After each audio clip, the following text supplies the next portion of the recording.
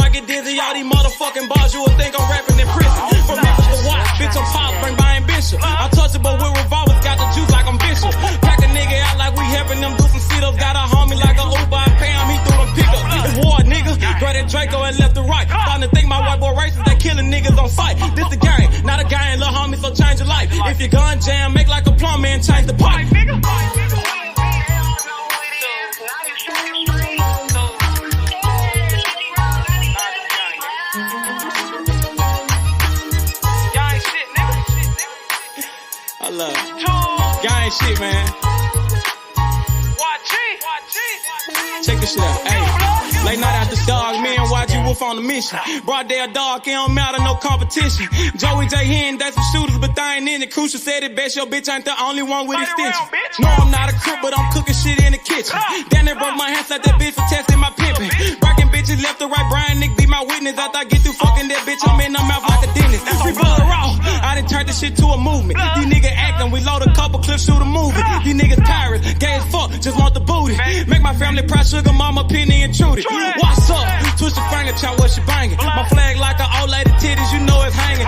Breath off in the time, but these bullets will get the slanging. Know I'm trapping off these features, a year ago I was slanging. These bitches dogs too, but they never bite like a poodle. These niggas giving out information like they on Google. Treat them like a model, set them up then I shoot them. Gang shit, man.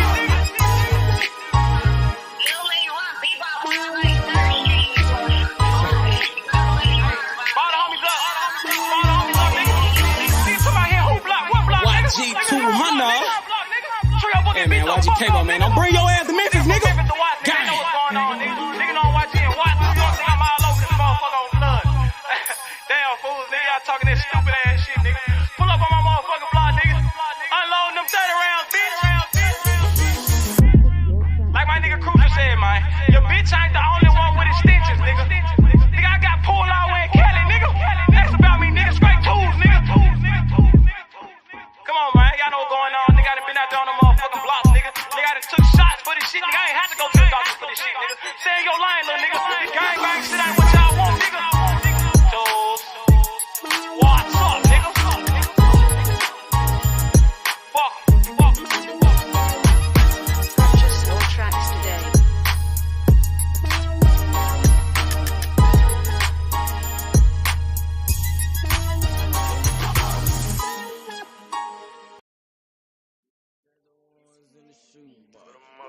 I used to buy a gun, now I got two. Entertain location, feel hit the spot. Got me a new plug and they still get drunk. Get the gas from the best crop. Bitch got the biggest ass and the best top. Drop 10 on the drop top. Did 110 when I left the lot. I want that drip in that marinara, and 50 on me like a Zebo. Try to put it so good, but don't want no fuck it, don't come with the detail. Got rid of my old plug, hopped on the plane, we got me another one. Night about full of ones, overflooded, gotta go get me another one. Relocate the spot, the night getting hot, and I know them bitches coming in. About the dividends in the Benjamin, nigga might have to go kill a friend. Panamera on the Roy Royce, drop top on the Wraith. 150K, I need a higher place, I had to pay at the safe. I used to buy a gun, now I got 2 Glocks. Trapped at mama house, now I got 2 spots. All this ice on, I need a flu shot. But don't reach, cause they probably get your crew shot. I used to stash the ones in the shoe box. I used to buy a gun, now I got 2 Glocks. Entertain location, feel hit the spot. Got me a new plug and they still get drunk. Get the gas from the best crops. Bitch got the biggest ass and the best top. Drop 10 on the drop top. Did 110 when I left the lot. I dropped 10 on that roller watch. Then I blew 10 when I left the spot. I made 10 at another spot. We dropped 10 at your beach spot. I got 30 at your whole house. I got bowls at your mama house. On the low, I stashed that 40 in the fender, nigga. Out of state to state in different runners, nigga. In the mouth like a dentist. And I ain't saying shit like a witness, He ain't get the picture. Milk carton ain't missing, you know. I used to stash the ones in the shoe box. I used to buy a gun, now I got 2 Glocks. Entertain location, feel hit the spot. Got me a new plug and they still get drunk. Get the gas from the best crops. Bitch got the biggest ass and the best top. Drop 10 on the drop top. Did 110 when I left the lot.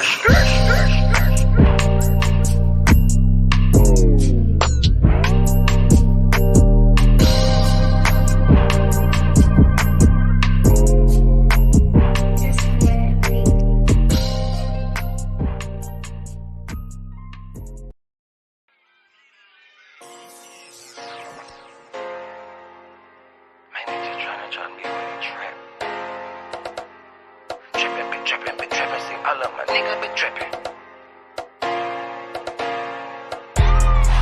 Been trapping, see all of my niggas been trapping. So your ass off and trapping, so your ass without the plastic. Man, I got a house to store, damn, my niggas been trapping. Got a 9-to-5, nigga, what you call that shit? That's trapping.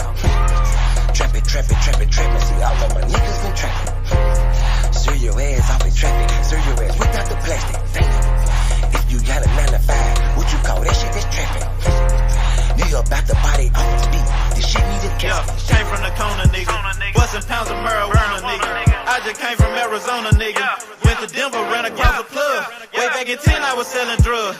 I'm a street nigga, get plenty love. 4,000 rats with my Fendi plug. Still trying to run up a Billy truck. Back in the day, I was getting it up.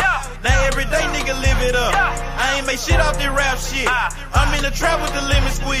Bitch, I came up off of selling peas. I know some niggas who copy keys. I know some niggas that were trapping, nigga. Now they locked up and they copping pleas. Bustin' jug while I'm in the street. These Gucci's on a nigga feet. If I'm broke, then I can't sleep. Run it up, bitch, I gotta eat. I know these niggas can't take me. Never let no nigga make me. Never let no bitch break me. Never let no nigga ape me. Been trapping, see all of my niggas been trapping. So your ass off and trapping, so your ass without the plastic. Man, I got a house to store, damn, my niggas been trapping. Got a 9-to-5, nigga, what you call that shit? That's trapping. Trapping, see all of my niggas been trapping. So your ass off and trapping, so your ass without the plastic. Damn, if you got a 9-to-5, what you call that shit? That's trapping. Holla Lucimo, if you need Simo. He'll make a nigga tuck that chain like he Debo.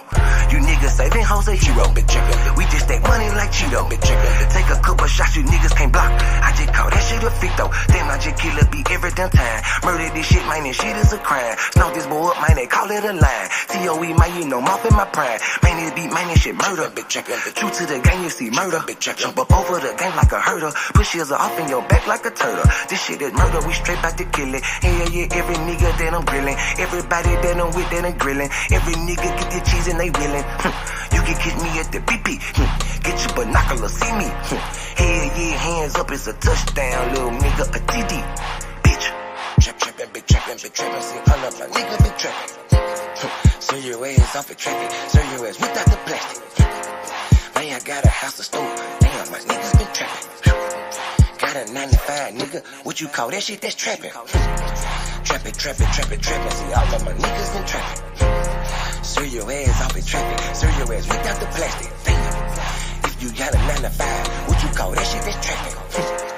Nigga about the body off the beat, this shit need a casket. Damn.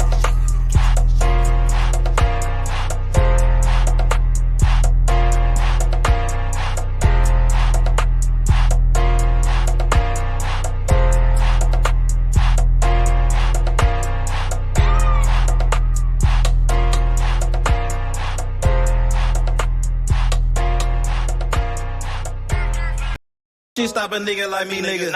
You never be fly as me, nigga. I used to butt down a P, nigga. Just to run up me some cheese, nigga. Listen to me when I speak, nigga. I say you hope I'm a priest, nigga. Yeah, I'm a priest to the streets, nigga. Listen to me, we gon' eat, nigga. Listen up, listen up, listen up. Pull up and hop out that Fendi truck. Flex on these bitches with no muscle. You know with blood on my Fendi buckle. Drips on my nigga, codeine in my liver. I'm smoking that fruit in my pedal like Skittles. Ballin' you niggas won't pick up my drip. But then the bill like school dismissal. Just caught a bum, no missile. Nigga try to do me, I'm Hitler. You know I ain't lying, no symbol. Money over bitches, that simple. Bowls in the kitchen, no dishes. All about bread like Jiffy. Clumsy with the weed, I'm tripping. Shawty got it for the low, let's get it. Get hit in the guapo. Nigga, we passing like Rondo. OJ in that Bronco. We smoking gelato. We smoking that game. The bitch with the ass. She ride like 6 Flames. We counting the cash. Nigga, I fuck them, you love them. My nigga, I'm a hustler. Get cake like a muffin. Hotter than oven. Ace money got brains. Nigga, we popping them tabs. Nigga, pull up in that chain. She in love with the swag. Thank God for the blessing. Blue sheets, salad dressing. Juggy finessing. Fucked her in second. Don't shit stop a nigga like me, nigga. You never be fly as me, nigga. I used to bust down a P, nigga. Just to run up me some cheese, nigga. Listen to me when I speak, nigga. I say you hope I'm a priest, nigga. Yeah, I'm a priest to the streets, nigga. Listen to me, we gon' eat, nigga. Listen up, listen up, listen up. Pull up and hop out that Fendi truck. Flex on these bitches with no muscle. You know it blood on my Fendi buckle. Let's get it, let's get it, let's get it. Hey, I look like I'm worth about $1 million. I'm loaded, my sweat through the ceiling. I got this shit off of drug dealing.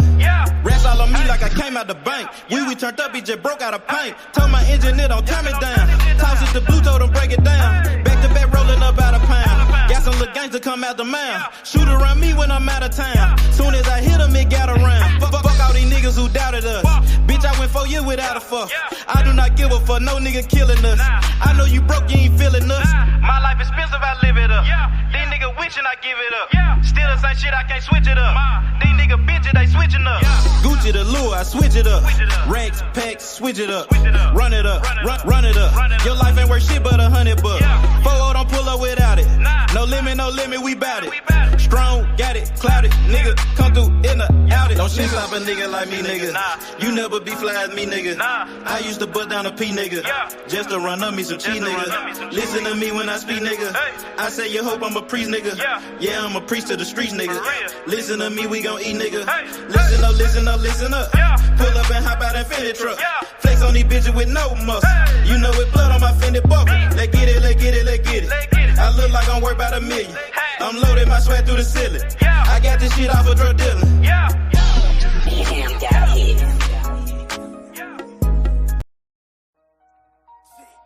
See, sometimes you gotta make decisions.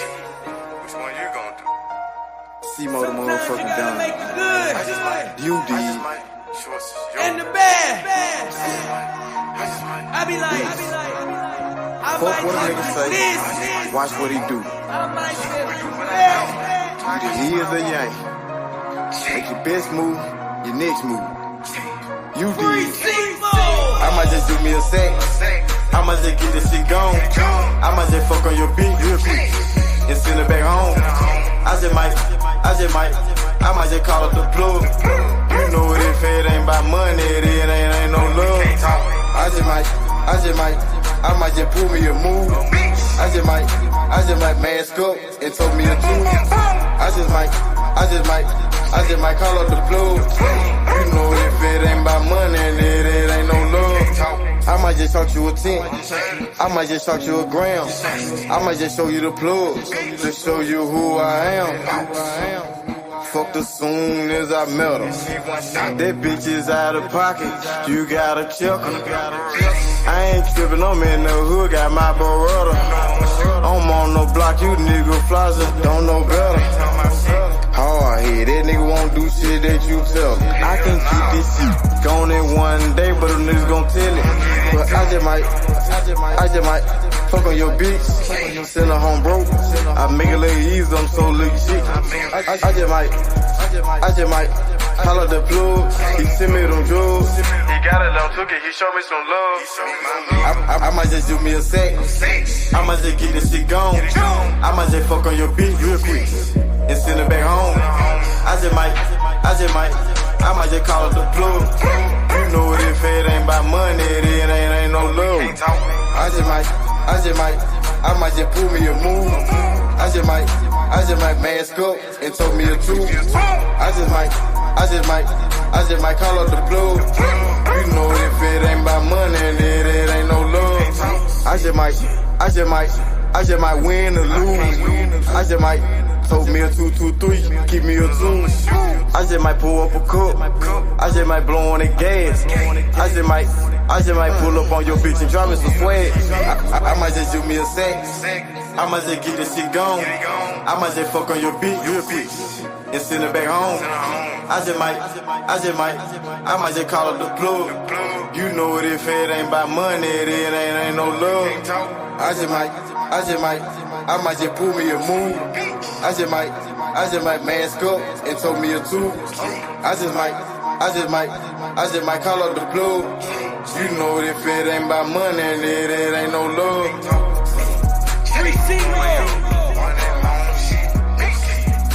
Shout out to Walker Home.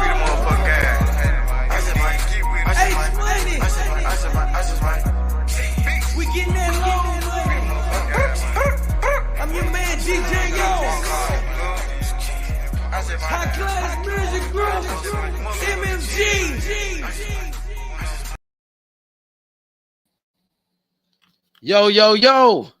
What's good? It's your boy H Money. We in the motherfucking building. Let's get it. Let's get it, bruh. Let's talk about it, bruh. Devin Haney versus Vasiliy Lomachenko this Saturday.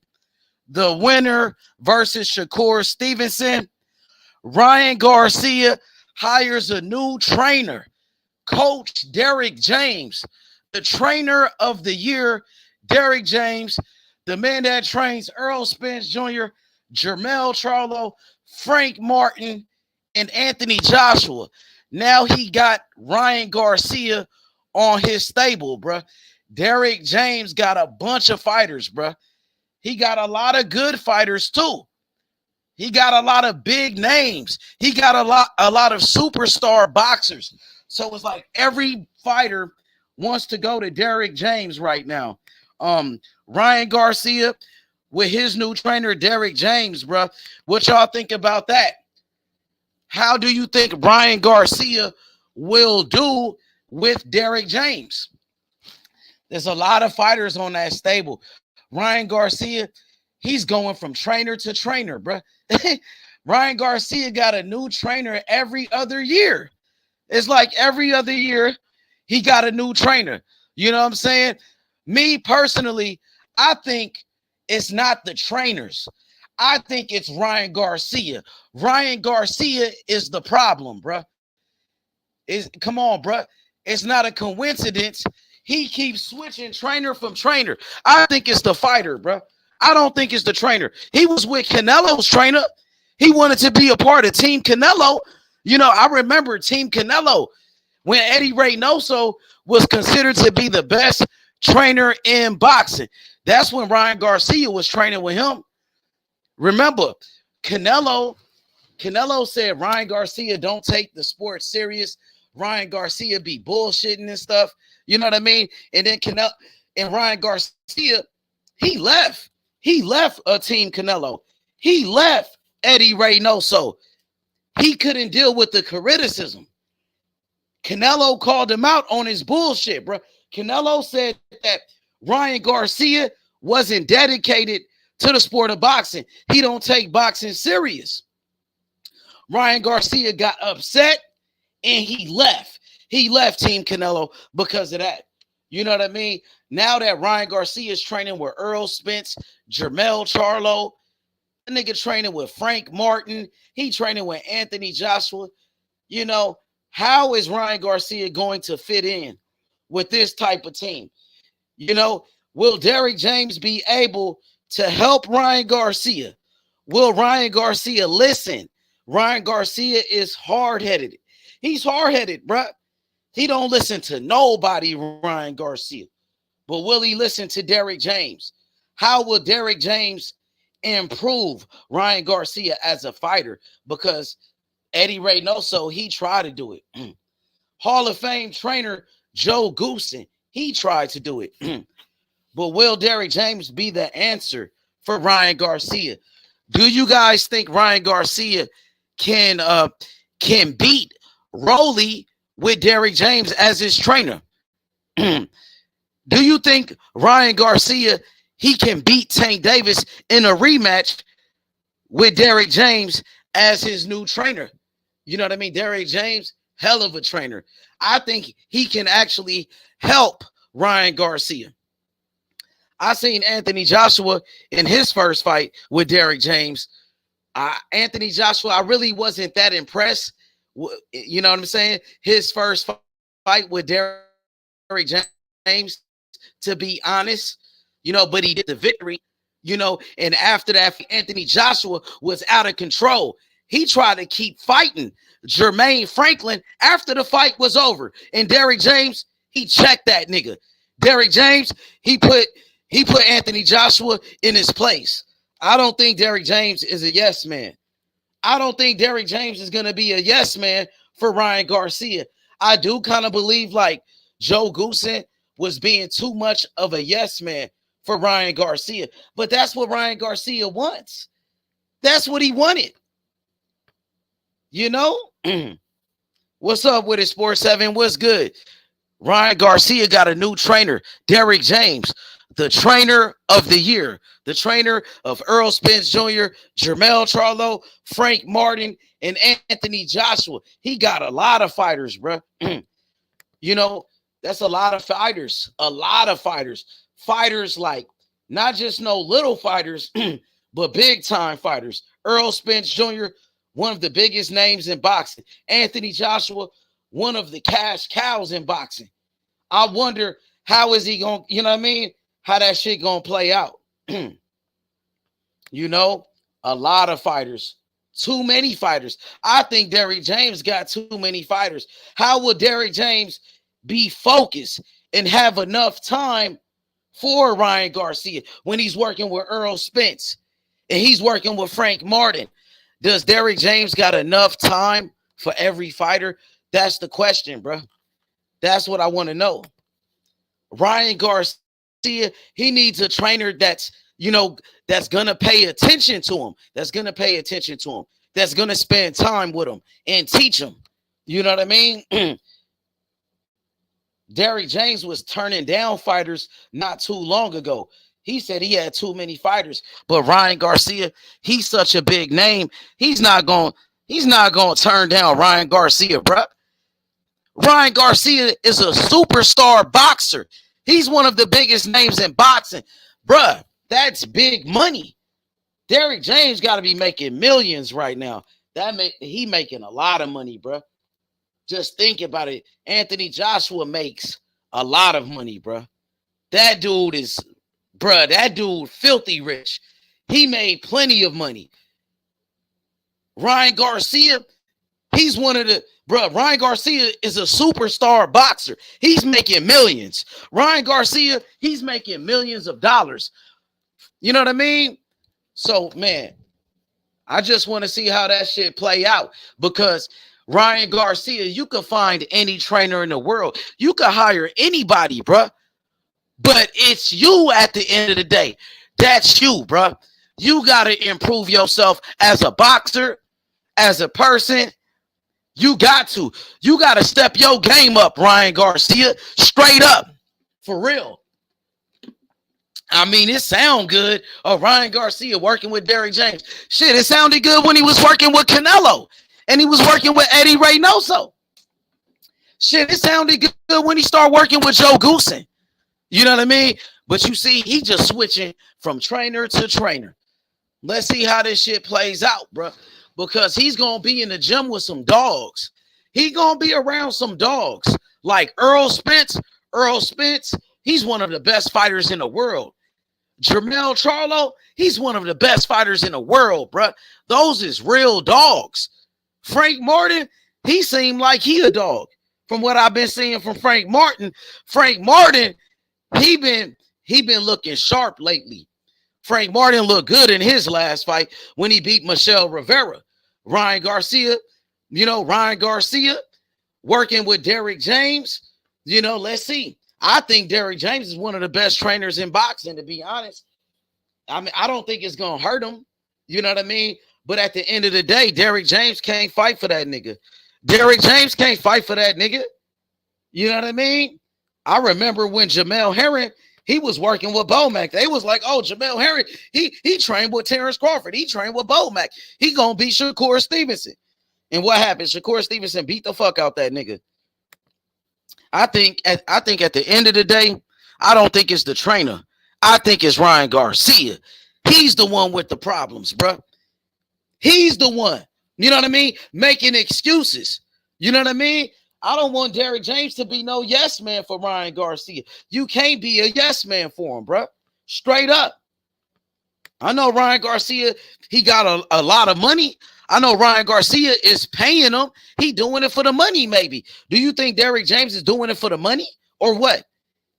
It's all about the money at the end of the day. Yeah, the money has something to do with it for sure.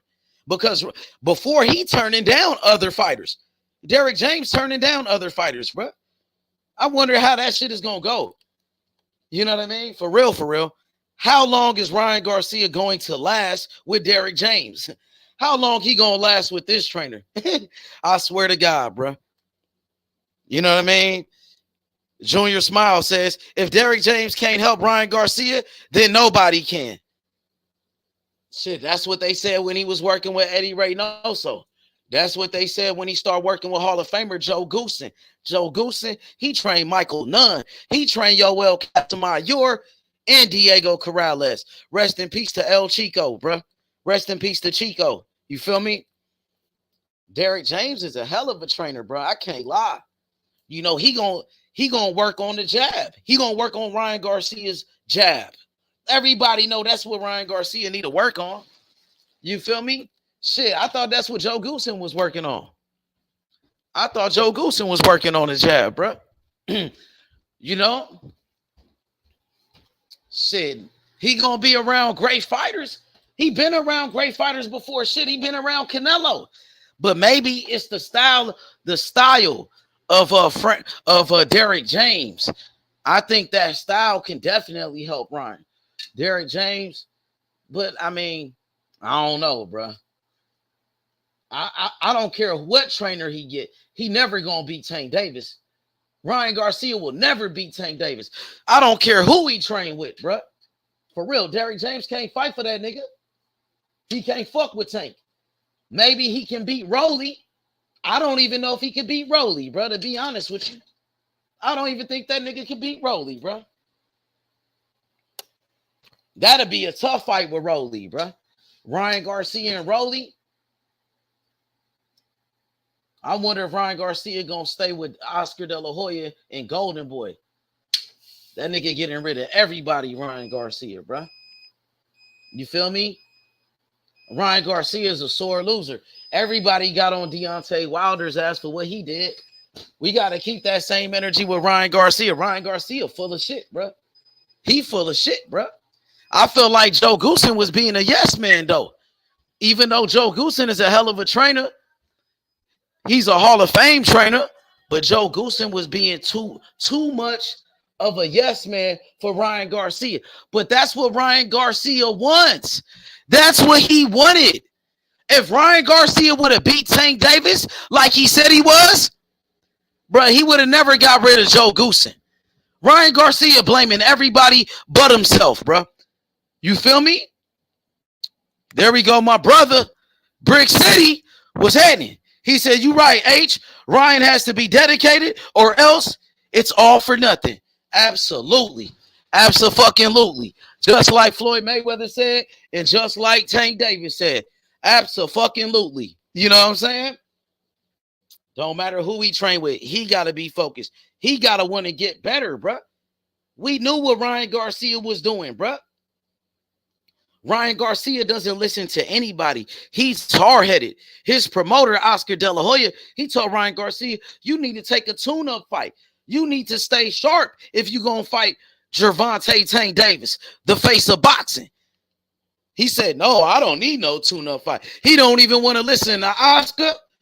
He don't want to listen to Bernard Hopkins. Ryan Garcia, he wants nothing but yes men around him. I wonder how this is going to work with Derrick James. Maybe Derrick James is, you know what I mean, just do it for the money. But I feel like Derrick James is going to tell him the truth, though. I seen Derrick James, he put Anthony Joshua in his place, bro. When Anthony Joshua was tripping, he was, he was trying to fight Jermaine Franklin after the fight was over, being a sore loser because he couldn't knock out Jermaine Franklin. Derrick James, nigga, he put that nigga in his place. He held that nigga back. He didn't let Anthony Joshua do what he wanted to do. Nah, Derrick James, he put that nigga in his place. He checked Anthony Joshua. You know what I mean? So I seen Derrick James do it in the past, bro. You know what I mean? Devin Haney versus Lomachenko was good. Devin Haney versus Loma. Devin Haney doing a lot of capping. Shakur Stevenson called out Devin Haney. Shakur Stevenson, he said he want that smoke with Devin Haney. I want to see Devin Haney keep that same energy with Shakur Stevenson, bro. The man that called you out. Shakur Stevenson, he's your mandatory. What you gonna do about Shakur? What you gonna do about that, Devin Haney? Devin Haney said he want to be the best. He said he want to fight the best. Well, if that's the case, you got to fight Shakur Stevenson, the man that called you out, the man that beat you up in your hometown, Las Vegas, in front of Floyd Mayweather in your gym. How you let Shakur beat you up in your gym, pull up on you in your gym, in your hometown, and beat you up in front of Floyd Mayweather, bro? You know what I'm saying? You got to set that fade up. That's mandatory, bro. I want to see Devin Haney keep that same energy with Shakur, bro, because Shakur called him out. Shakur said he want that smoke with Devin Haney. Shakur Stevenson, he called out Devin Haney. He called him out in front of the whole world. And Devin Haney had nothing to say. He was quiet like a church mouse. And I ain't never seen Devin Haney quiet. I ain't never seen Devin Haney act like that. That surprised me, bro. I've been knowing Devin Haney for years, bro. I know Devin Haney. He said he want that smoke with everybody. But he sure ain't said he want that smoke with Shakur. I wonder why. Is it because Shakur beat him up in his hometown in front of Floyd Mayweather on video? Is that what it is? Is that why you scared of Shakur? He don't even say Shakur name. That nigga say everybody else name. I seen Devin Haney call out Teofimo Lopez. I seen Devin Haney call out Tank Davis. I seen Devin Haney call out Vasiliy Lomachenko. He called out Ryan Garcia. I seen Devin Haney call out Gary Russell. I seen him call out a lot of people and said their names. But he don't say nothing about Shakur. He quiet like a church mouse. But Shakur said something about him. Shakur Stevenson said something about you. Shakur Stevenson said, Devin Haney, you was talking crazy. Shakur Stevenson, he said he gonna smoke Devin Haney. That's what he said. That's what he said. Don't get mad at me. He said it, nigga. Now do something about it. Oh, but Devin Haney didn't say shit about that. He said, oh, I'm happy Shakur called me out. That nigga didn't say shit. But when he finally did say something, he said, I'm happy Shakur called me out. You happy Shakur exposed your ass in front of the whole world? Yo, what up, Lo? What's good, my boy? What's up? Man. I'm chilling, bro. How you doing, man? Man, I'm good, bro. Man, I'm talking early, about the breaking news, man. There's a lot of news in boxing. We got Ryan Garcia. He just got his new trainer, Derrick James, the trainer of the year. What you think about that? I think Derrick James is a very good move for Ryan Garcia because Derrick James is one of those trainers that emphasizes on fundamentals. He emphasizes on a fighter fighting behind the jab. Ryan Garcia is a tall fighter. Ryan Garcia needs to learn how to fight with his fundamentals and use his jab, set everything up with the jab. So I think Derrick James is a very good fit for Ryan Garcia. And H, you heard, I'm pretty sure you heard already, Coach Kenny Ellis said that Shakur Stevenson is actually a bigger fight for Gervonta than Devin Haney. Yeah. I seen that, bro. I seen your video. And I agree with you. And that was a good video, bro. I like that, bro. Thank you, man. Thank you, bro. For sure. And, you know, Coach Ellis said that he says that because of the styles, that because Shakur's style is more bolder than Devin Haney. But I also feel it's not just about the style. It's about the popularity, the fan base, the build-up. Because, you know, Shakur knows how to talk spicy, too. He can match that same energy. Tank never faced nobody that was able to match that energy in the press conferences. Rolly looked a little bit nervous. Ryan started getting bold during the second press conference. What about Devin Haney? What about Devin Haney? Would you say Devin Haney right now is a bigger name than Shakur because Devin Haney's fighting on pay-per-view? He's been in bigger fights. He's the undisputed champion. And when you look at it, Devin Haney has more followers on Instagram. He's more popular. And Devin Haney, they say he makes more money than Shakur. He makes more money per fight. Devin Haney being his own promoter and things of that nature. What you think about that? I think Devin Haney's in a better business situation than Shakur, being that Devin Haney is like his own boss. But Shakur, amongst the hardcore fans, is looked at as more of a threat for Gervonta Davis. And Shakur Stevenson would make a bigger pay-per-view with Gervonta Davis because this fight is going to be a combination of a hip hop fight, like when you had Floyd versus Ad Judah, two Floyd versus Shane Mosley, even though it was two elite. You don't think it'll be the same with Devin Haney though? Because Devin Haney. No, hear me out. It would be, but Shakur will bring another element because it will be a combination of African American slick black fighter hip hop fight, but then it will also have a little bit of a green print because the Puerto Ricans are gonna back Shakur up in boxing. Whenever you have a Latino against a black, that always sells. And right now, Shakur Stevenson has built up a large fan base within a lot of Puerto Rican Americans. Not as many Puerto Ricans from the island, but the Puerto Rican Americans are really going to show out for Shakur, especially if he fights Tank Davis, just like they showed out for him when he fought Oscar Valdez, who's a Mexican. So when he fights Tank Davis, the country though? What about the island? Do you feel like the island? Look, I'm gonna ask you this: do you feel like the island of Puerto Rico, the country, is like behind Shakur, or is just the American Puerto Ricans? I believe that there's some people right now. I haven't been to the island. I've never been to the island, but I have family out there that I talk to that are into boxing, and they root for Shakur, But the one that they're waiting for is Xander Zayas. That's what they're waiting for. But they're rooting he for doesn't Shakur. have that real Puerto Rican fan base for real, like a Xander Zayas or a Felix Tito Trinidad or even a Miguel Cotto. Well, you see, the Puerto Ricans, one thing about Puerto Ricans, right? Puerto Rican Americans and Puerto Rican, I'm a combination of a New York Rican and a Philly Rican.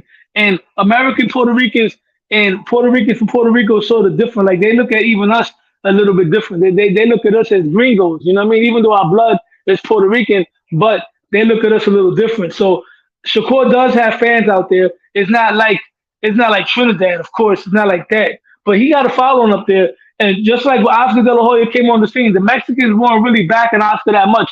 But when Oscar De La Hoya fought against Trinidad, who's a rival to the Mexican fighters, because Trinidad was knocking all the Mexicans out, and he's Puerto Rican, all the Mexicans started backing Oscar De La Hoya up for that fight. Shakur Stevenson does have a Puerto Rican fan base, right? It's not all the way, but it's there, especially within the East Coast. Now, okay, I got you. Go ahead. You got it. Go ahead. If Shakur fights Gervonta Davis, who's basically the most popular African-American fighter in boxing, best believe the Puerto Rican fan base is really going to root for Shakur even heavier because that's how boxing is. Boxing is a tribal sport. So Shakur Stevenson brings the African-American fan base. African-American too, though. That's what I'm trying to tell you. Shakur brings both fan bases. He's going to bring the African-American fan base that root for him, that's going to root over against Tank, and he's also bringing the Puerto Rican fan base. And then on top of that, he's an East Coast fighter. That fight is going to be the biggest fight in the Barclays Center when Shakur Stevenson fights Tank Davis. That's a Barclays Center fight. That's not Vegas. That's Barclays. Gervonta Let me has ask you this. Right now in the sport of boxing, right now as of today, who's a bigger star? Who's a bigger name? Devin Haney or Shakur Stevenson? Right now at the moment. Who's more talked about? Who's a bigger name? Who's on pay-per-view? Well, you look at what Eddie Hearn said, though, man. Like, see, the Devin Haney's popular, right? He is. He has a following. Devin Haney's career has been documented since he was a child all over social media. He's actually one of the first social media fighters that came up through social media. But a lot of people are not really into his style of fighting. Devin Haney doesn't have the charisma that Shakur Stevenson and Gervonta Davis has. Bill Haney is the one that does all the talking. And even when Devin Haney does trash talk, it sounds kind of like forced. You know what I'm saying? That's why I say, and I'm not saying Devin Haney's not tough. He got to be tough. He's a world champion. But Devin Haney is a little laid back. And Devin Haney, I think, will have to become like a heel, sort of like a Money Mayweather in order to get more of a following. Devin Haney is more of a hardcore fans fighter. So I think right now, that's a good question, H, between who's more popular between him and Shakur Stevenson. I would have to say Shakur Stevenson because, like I said, Shakur Stevenson brings two different fan bases. So I got to say Shakur. That's my opinion. Devin Haney only has the African-American fan base, and that's only the ones that like him. A lot of people don't even like him because people don't have patience for slick boxers. They want to see brawlers. So I think Shakur Stevenson has a more of a broader fan base. Devin Haney, like, we seen him fight on, in front of like damn near 50,000 people. 50,000 against George Kambosos in undisputed. Let me finish, bro. He fought it in an undisputed fight in front of 50,000 on Australian pay-per-view. You know what I mean? Now fighting on American in American pay-per-view against Lomachenko. 2 pay-per-view fights. Devin Haney fighting bigger names, right? Lomachenko is a big name. That's something, you know what I mean? Or you feel like you with all that being said, you still got Shakur, you know. Let me ask you a question. If let's say Ryan Garcia never fought Tank. Let's say Ryan never fought Tank right now. He never fought Tank, but he's still Ryan Garcia, the popular social media guy, right? And Devin Haney were to fight on pay-per-view, which he is Saturday, right? And Ryan still has the fought on pay-per-view. Ryan Garcia is still more popular than Devin Haney. I think Shakur Stevenson might be a little bit more popular, especially being that he got the ties to Jay Prince. So what about if you go by like Instagram, say the followers? Who has more followers, Devin Haney or Shakur? Shakur doesn't even have 1 million followers on Instagram. Devin Haney has 2 million. He got 2 million followers on Instagram. Go check. He has 2 million. Shakur got 900,000. He's, you know what I mean? He doesn't even have 1 million.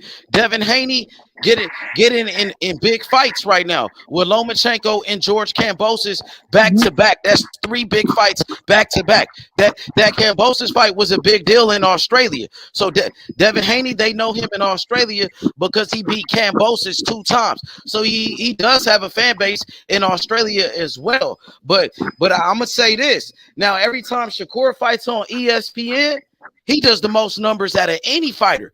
He's the most popular fighter when it comes to the viewership. That's a fact. More than Devin Haney? Yes, more than Devin Haney. This is Devin Haney's first fight. This is his first fight in America on pay-per-view. You know, so you know, this is his first time doing that. But him and Shakur both been fighting on ESPN. And Shakur fights do way more numbers than Devin Haney. Well, Devin Haney, well, you sound like you do your research, so I'm gonna take your word for it. Devin Haney might be a little bit more popular, but Shakur has more. You make a good point too, though. That's why I'm hearing where you coming from. Because Shakur got more numbers. Even like despite the followers, Shakur Stevenson, he does have that, you know, that fan base. You're right. Shakur has more of an upside, like I said, because Shakur never in boxing that I recall, right? And we've had Puerto Rican American fighters, and we had black fighters that was mixed with white, like Andre Wood, but I don't recall a half black, half Puerto Rican, or half black, half Mexican. Remember, these are 2 big fan bases. Shakur Stevenson's fan base is growing more, and he needs to market it more. You know what I'm saying? Shakur Stevenson has more upside. He has more potential to be a bigger star than Devin Haney. He's more exciting than Devin Haney.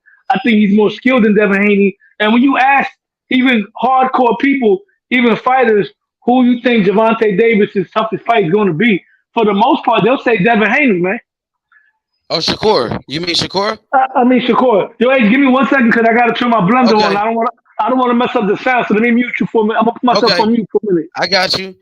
Yeah, man. I think those are both big fights for Tank Davis. You know, Devin Haney, he's been around making a lot of noise. Now he got the belts. Now he's getting credible opponents with names like Lomachenko and shit like that. Shakur, he's trying to get those big names. Shakur been in some high-profile fights against Oscar Valdez. Oscar Valdez was a big name. He had a big fan base, the big Mexican fan base. That was a big deal. And Shakur whooped him. You know, Oscar Valdez, he trained with Canelo. He got some of Canelo fans with him and everything. Canelo was at the fight and everything. You know, Shakur, he does the most numbers on ESPN out of any fighter. And he's been fighting on ESPN. Go ahead, bro. Now, Shakur, believe it or not, man, Shakur Stevenson, he came up, not that he came up, but that's what he mentioned about him being half Puerto Rican, because it was rumors before, but nobody knew if it was true. Then they asked him, and this was all leading up to the Oscar Valdez fight. And that kind of made the Oscar Valdez fight a little bit bigger because, once again, you know, Puerto Rico and Mexico has a boxing rivalry. African Americans and Mexicans have a boxing rivalry. So that brought in all 3 elements. So that's why I say Shakur and Gervonta Davis will be a bigger fight. And plus, that's an East Coast fight. And if there's ever a fight that probably would, I don't know which fight did the most numbers at the Barclays Center. It might have been Tank and Rolly. I'm not sure. or maybe Danny and Zab. I don't know. I don't know. It probably was Tank. You know what I mean? Because Tank is the biggest star. But I think that Shakur and Tank Davis will break whatever records at the Barclays Center. Shakur and Tank Davis would break that record, in my opinion. That fight has to be that record with Rolly when he fought with against Rolly. Rolly. I figured it was Rolly because before that I think it was probably Danny Garcia, Keith Thurman maybe. For all I know, you know what I mean? Because you think about the biggest fights at the Barclays Center, Danny and Keith was one of them. But I figured Tank had that record, and if Tank fights Shakur Stevenson at the Barclays Center, that's gonna be a zoo. The two biggest New York fights for Tank Davis would be Shakur or would be Tio, because those are New York fights right there. You know what I'm saying? The East Coast fights. But I think that Shakur Stevenson will be the biggest fight. Now, if that fight gonna happen, I don't know. Because if Devin Haney beats Lomachenko, there's rumors that Bob Arum is offering him the winner of Teofimo and Josh Taylor at 140 if Devin Haney chooses to stay at top rank. He's gonna stay at top rank. Bill Haney already told me that a long time ago, and I try to tell everybody. Devin Haney, he said it yesterday during the press conference. He said, people talk about my free agency and this and that. He said top rank is my home. Bob Devin Haney was to leave. He offered him a fight with Shakur. They said no to that. They said, we struggling to make weight. They said no to the Shakur fight. They told Bob they were struggling to make 135 and they wanted to move up to 140. That's why Bob came with the T.O. and Josh Taylor fight. Now, Devin Haney, believe it or not, Devin Haney and I hate to say it because I think Shakur Stevenson Shakur is what I want to see next to Devin Haney, assuming he wins, because I want Shakur to get a shot. You know what I'm saying? But to be honest with you, based off the history, the bad blood that they have with each other, based on the build-up, Devin Haney and Teofimo at 140, assuming they both win because they both got their work cut out for them, Devin Haney and Teofimo will be a bigger fight. Commercial-wise. Hell no, bruh. Come on, bro. Don't do that, bro. Come on, Shakur is a way bigger name than T.O. right now. No, he is, but what I'm saying is T.O. already got beat. T.O. got beat. T.O. is no longer. But look, T.O. is no longer on the pound for pound list. T.O. got beat up by George Kambosos.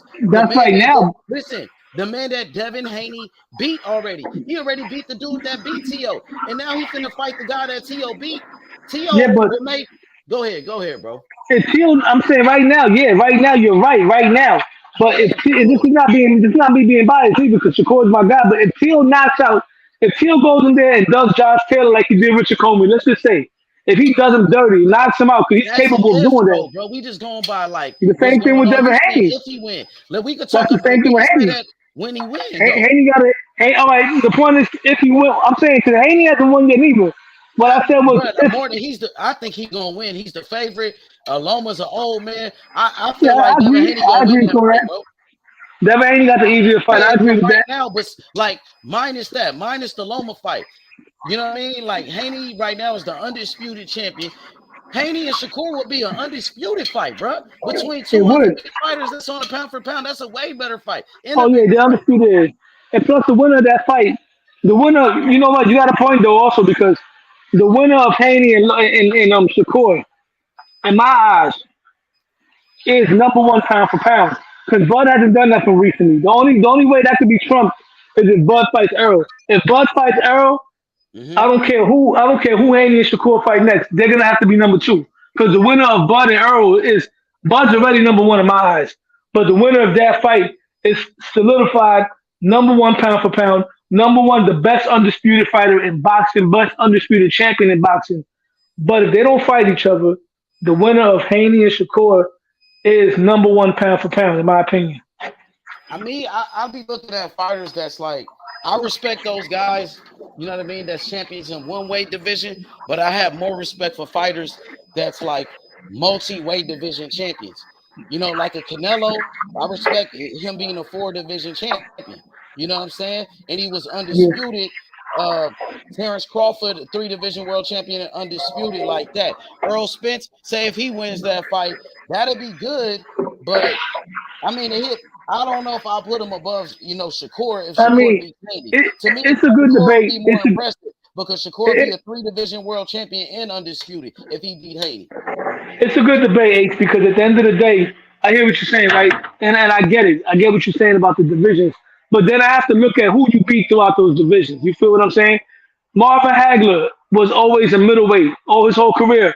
At one point, Marvin Hagler was actually the #1 fighter pound for pound in the world without jumping up weight classes. And that's because he was cleaning up the division. And he did beat some very good fighters, even up to the point where, even up to when he lost to Sugar Ray Leonard, he beat a lot of good fighters. So Errol Spence, in one weight class, if he beats Terrence Crawford, right, in one weight class, he would still have a better resume than all these 3-division guys fighting today. I don't know. And I don't know. And I challenge you, to mention their wins. Look, I don't know about that. Because let's say all he beat Crawford like he should beat Crawford. Shit, Crawford moving up to his 3rd weight class. Nah, but Crawford's the favorite, bro. Wait, let me finish. He should win that fight, bro. You know what I'm saying? His fights, he beat Sean Porter. Sean Porter, who was a good fighter, but he already had got beat by Keith Thurman, bro, and Kell Brook. Yeah, but we can't diminish him because of a loss, though, eh? We can't diminish him because of a loss, though.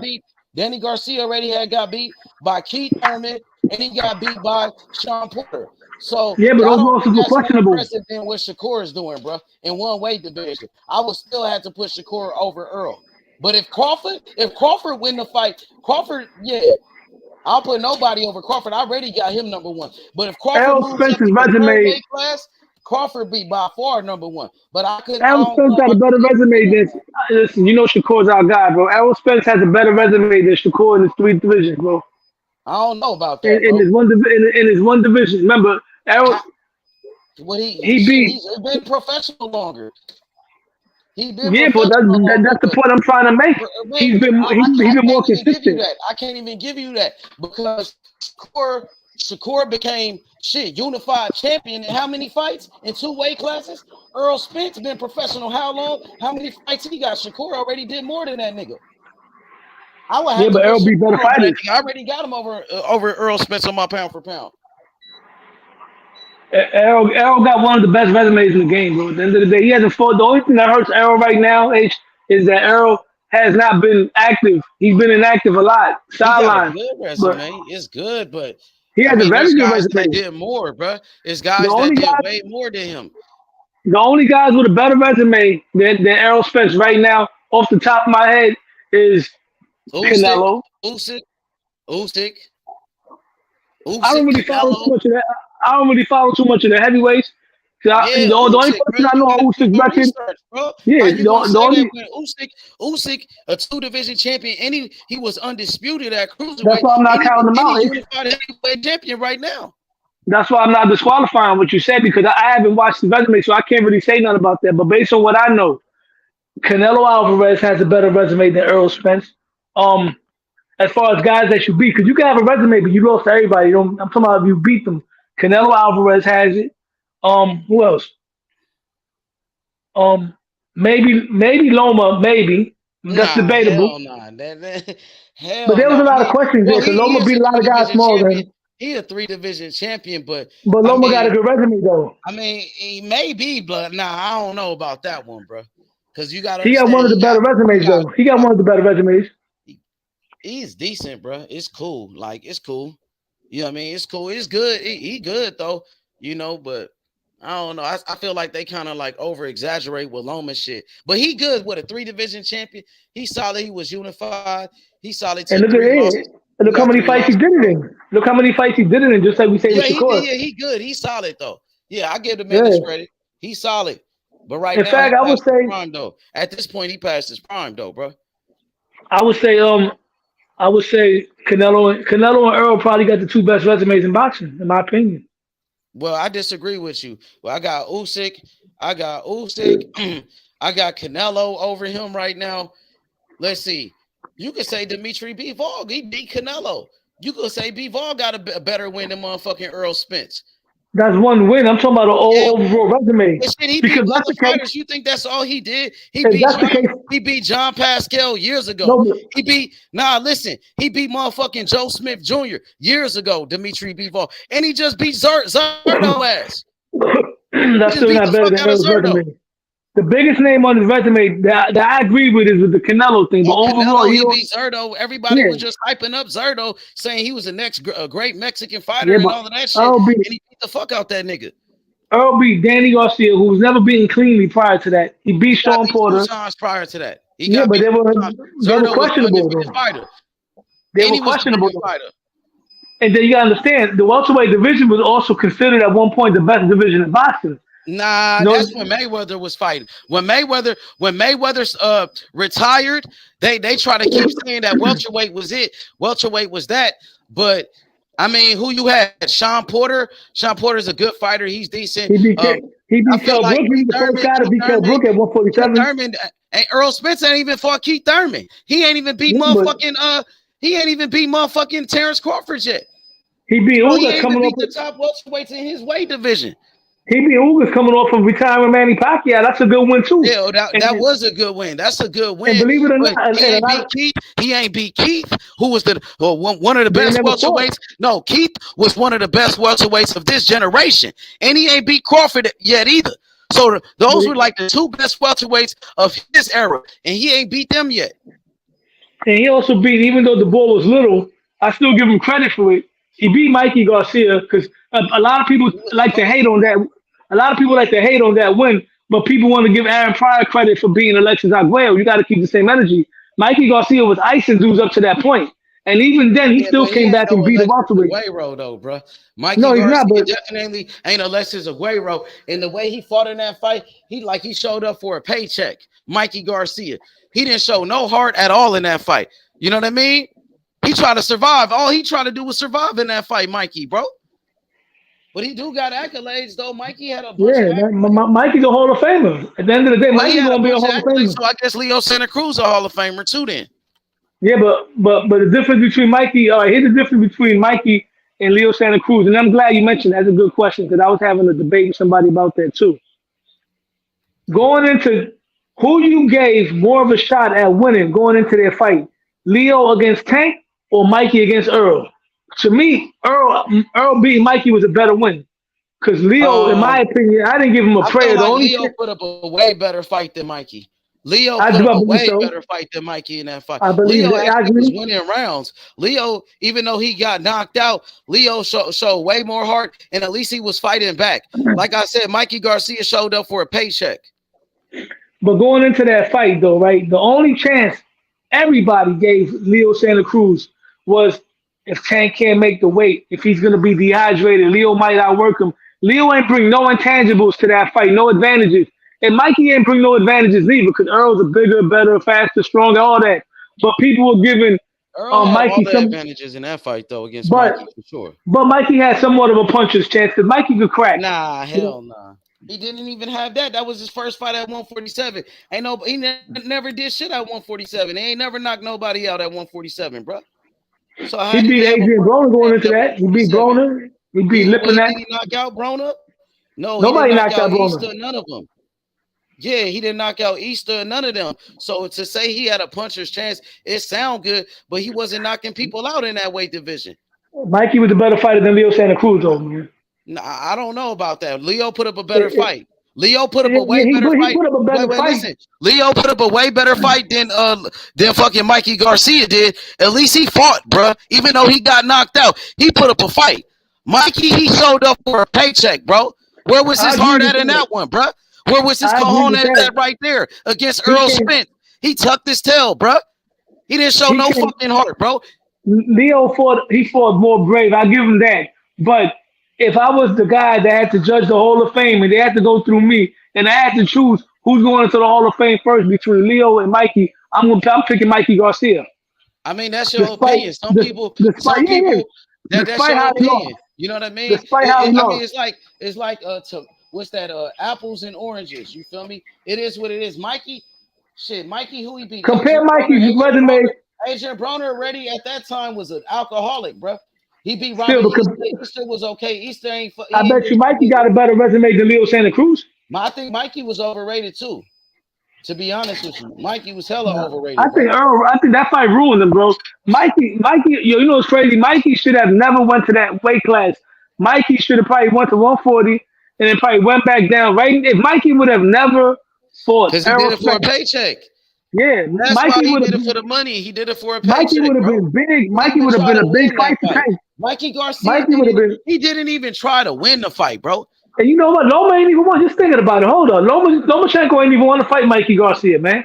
I forgot about that. I don't know anything about that, bro. That could be. I think Mikey would have dog walked him. That could be a false narrative, bro. I think Mikey would have dog walked Lomachenko. Mikey just got whooped by Sander Martin, bro. A nobody. Yeah, Sander Martin's bigger though. A nobody dude. Sander Martin just whooped Mikey and retired him. Mikey retired at what age, bro? Come on, man.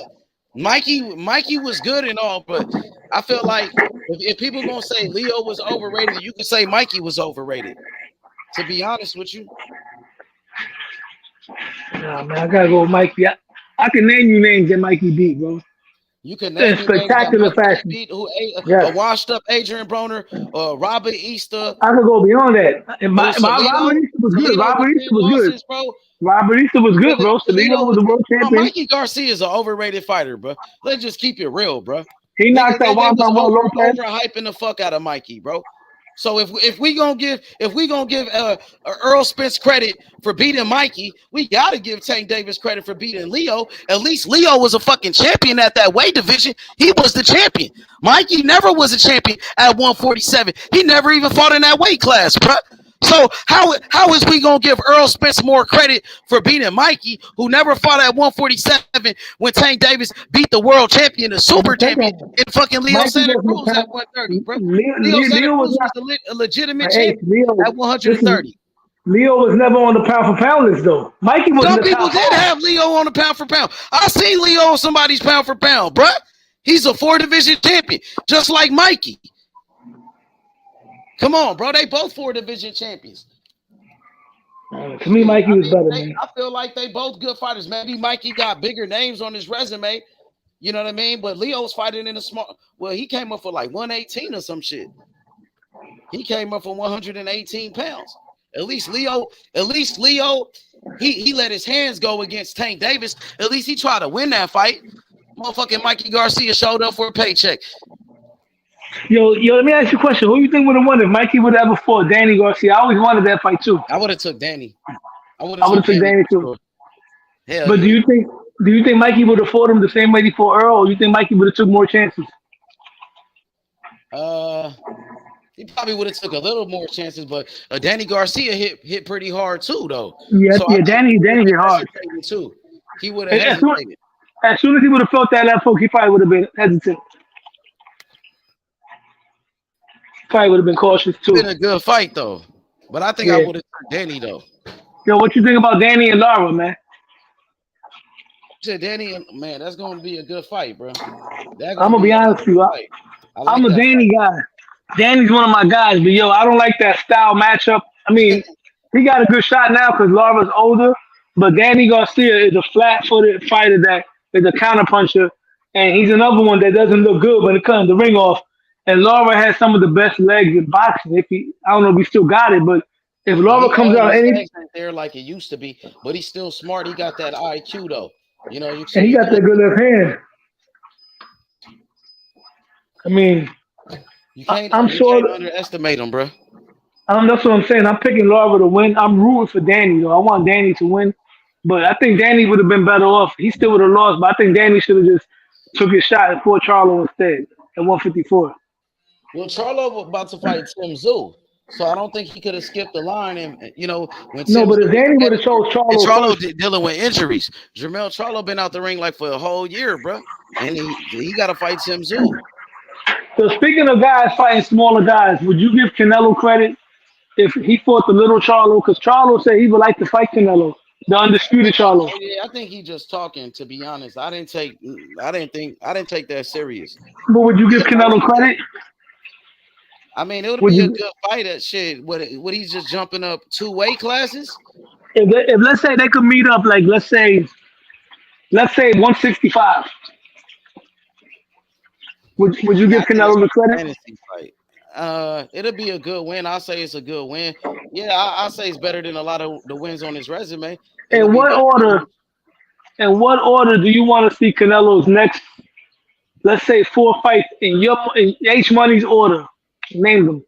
Canelo's next 4 fights that you want to see in the He order you gotta want to fight. see. The first fight he got to fight Dimitri Bivol because he been ducking that rematch. He had a rematch clause to fight him the first time after the first fight. Instead, he went to go fight a 40-year-old Triple G and bring him up to 168. But nobody said nothing about that. And then he went to go fight a bum in John Ryder. And then he fought a bum in John Ryder with 5 losses. You know what I'm saying? So Bivol was the first one you said. For me, yeah, for me, it's better be that. Bivol, For me, better I be say that. Bivol number 1 for me. Number 2 will be David Morrell Jr. Over Benavidez? Yeah, hell yeah. David Morrell been the mandatory longer than Benavidez. Benavidez just won that WBC intern belt. Goddamn right, nigga. I think David Morrell better than Benavidez, nigga. To me is a way better fight and a way tougher challenge. And then third to me would be Benavidez. Benavidez would be third. And I think that's about it. I'll just stop right there at that 3 because those really the fights I want to see. Well, Andrade you be number 4. You can put Andrade number 4, Andrade, Boo Boo number 4, and then number 5. I'll probably say Charlo. Yeah, probably Charlo. Jamal Charlo though, but he been out the ring though, man, and I don't think he's ready to fight. He's at the bottom of the list right now for me. For me right now, it will be Benavidez. It will be Benavidez. It will be it's a toss up between I'll say Boo Boo Andre, because that's been brewing for a long time. And then I would say that's crazy. Morrell been in the weight division, been the men's mandatory. I haven't followed much of Morrell. I got to start, doing my history on him. So for sure, you got to, bro. I think Morrell and Benavidez. I know you like the Cuban fighters a lot, bro. You have Cuban H. What's your third one? I said Benavidez. I said Andre. I said the little Charlo, and then I guess I would say Bivol. That's crazy. You don't even put Morrell's name in the mix, and he been a mandatory the longest. He been fighting Canelo mandatories this whole fucking time. And then I would say the other Charlo. Fucking fight both Charlos. V1, now you got a good story. He's not even in a weight class, and you telling him you want to see that before a guy who's a mandatory. That's crazy, bro. You ain't giving Morrell no fucking credit, bro. I gotta see more Morrell, man. I want to see more Morrell fight Caleb Plant. Research, bro. You supposed to be a student of the game, bro. You know what I mean? And on top of that, Benavidez, he needs to fight David Morrell. David Morrell called him out. Canelo ain't said shit about Benavidez. He already said he don't even pay Benavidez no mind. Morrell calling him out. Why he don't keep the same energy with him? They both on PBC. And the WBA president, Gilberto Mendoza, he said Benavidez and Morrell, they should fight, and the winner could fight Canelo. And Morrell done caught that bitch ass nigga out. He's scared, bro. He fucking scared of David Morrell. That's what's up with Benavidez. He a bitch, nigga. He a bitch. David Morrell caught that pussy out in front of his motherfucking face, and he ain't get up in that motherfucking ring, nigga. How you let a man call you out who's on your side of the street in front of the whole world on the Tank Davis Ryan Garcia undercard as the co-main event in front of Mike Tyson, in front of Sugar Ray Leonard, in front of the whole world, and you don't say shit? He a bitch. I think Benavidez is scared of David Morrell, nigga, to be honest. And Morrell said Benavidez, let's fight. The winner could fight Canelo. He ain't said shit. He just want to say Canelo name. He want to duck Morrell by using Canelo's name, even though Canelo don't want to fight that nigga. He don't even pay him no mind. He a pussy. Benavidez said he signed a contract to fight Morrell. That's what his promoter Samson said. Samson Boxing. He said we got a contract to fight Morrell. We signed it already, but he ain't saying nothing about fighting him. That nigga told David Benavidez, he told PBC, David Morrell, he got to fight Boo Boo first before he fight us. He got to earn his shot to fight us. The nigga not even a champion talking like that. He acting like he Canelo now. Oh, bitch ass nigga. Oh, yeah, David Morrell, he the Mexican assassin, by the way. He the Mexican assassin, like Roger Mayweather. He going to beat all those fighters from Mexico. David Benavidez, Canelo Alvarez, Zurdo Ramirez, and Jaime Munguia. He the Mexican killer. He the Mexican killer from Cuba, nigga. What Mexicans he beat? Shit, he knocked out Mario Cazares in the first round for Mexico. The man that beat Canelo in the amateurs. The man that beat Julio Cesar Chavez. You know what I'm saying? Oh, yeah, he put him to sleep. He was an undefeated fighter from Mexico. And to be honest, Cuban fighters got way better skills than Mexican fighters. If Cuban fighters, if they could turn professional just like Mexican fighters, there'll be way more Cuban champions. If Cuban fighters could turn professional like Puerto Rican fighters, they would be way more fucking champions. You know what I'm saying? You know what's crazy? And it's funny you mentioned that because like boxing is weird. Because I agree that Cuban fighters are more skilled. That's why they get. How many gold medals Mexican fighters won in the Olympics? You know? Not that I know of. But as far as head-to-head fights in the pros, to the fights that I've seen. Oh, yeah, because Lara got robbed, of course. Because Lara got robbed by Canelo. Everybody know Lara won that fight. Everybody know Lara won that fight. Shit, there's not that many Cuban fighters anyway. You know what I'm saying? I see why Marquez knocked out he knocked out Joel Casamayor. Yeah, when Casamayor was old, but Casamayor beat Mikey Garcia brother Robert Garcia. You don't say shit about that though, huh? I forgot about that one. Okay. Yeah, he beat his ass too. You know what was good against the Mexicans? You ain't said nothing about that. You know what Cuban was good against the Mexicans? Didn't your Dennis Ugas beat the shit out of Figueroa? Ain't he Mexican? You act like Mexican fighters just crazy skilled or some shit. Like, no, I never said that. I see black fighters beat Mexican fighters all the time. The black fighters are better than Mexican fighters, period. If we gon' let's talk about it. Nigga talking about the Mexican monster. What about all these black monsters? Shakur Stevenson beat up Oscar Valdez easy. Floyd Mayweather beat every fucking Mexican fighter, period. Nigga, from Marquez. Yeah, let's talk about black fighters versus Mexican fighters. You don't want to do that. Pernell Whitaker beat the shit out of Chavez. Mayweather whipped the shit out of Canelo. You know what I'm saying? Chavez did beat some good black fighters too, though. But he ain't beat Pernell Whitaker. He ain't beat the best black fighter. He ain't beat the best black fighter. He beat the weaker black fighters. I'm talking about the best. No, I'm talking about the best Mexican fighter. The best. Now, how about this? The best Mexican fighter, the best Latino fighter versus the best black fighter. Who wins? Roberto Duran beat Sugar Ray Leonard. And how many times Sugar Ray Leonard beat Roberto Duran? Didn't Tommy Hearns knock out Roberto Duran, put his ass to sleep? Didn't all the Four Kings beat Roberto Duran? And didn't the black brother from Puerto Rico, Wilfred Benitez, beat up Roberto Duran too?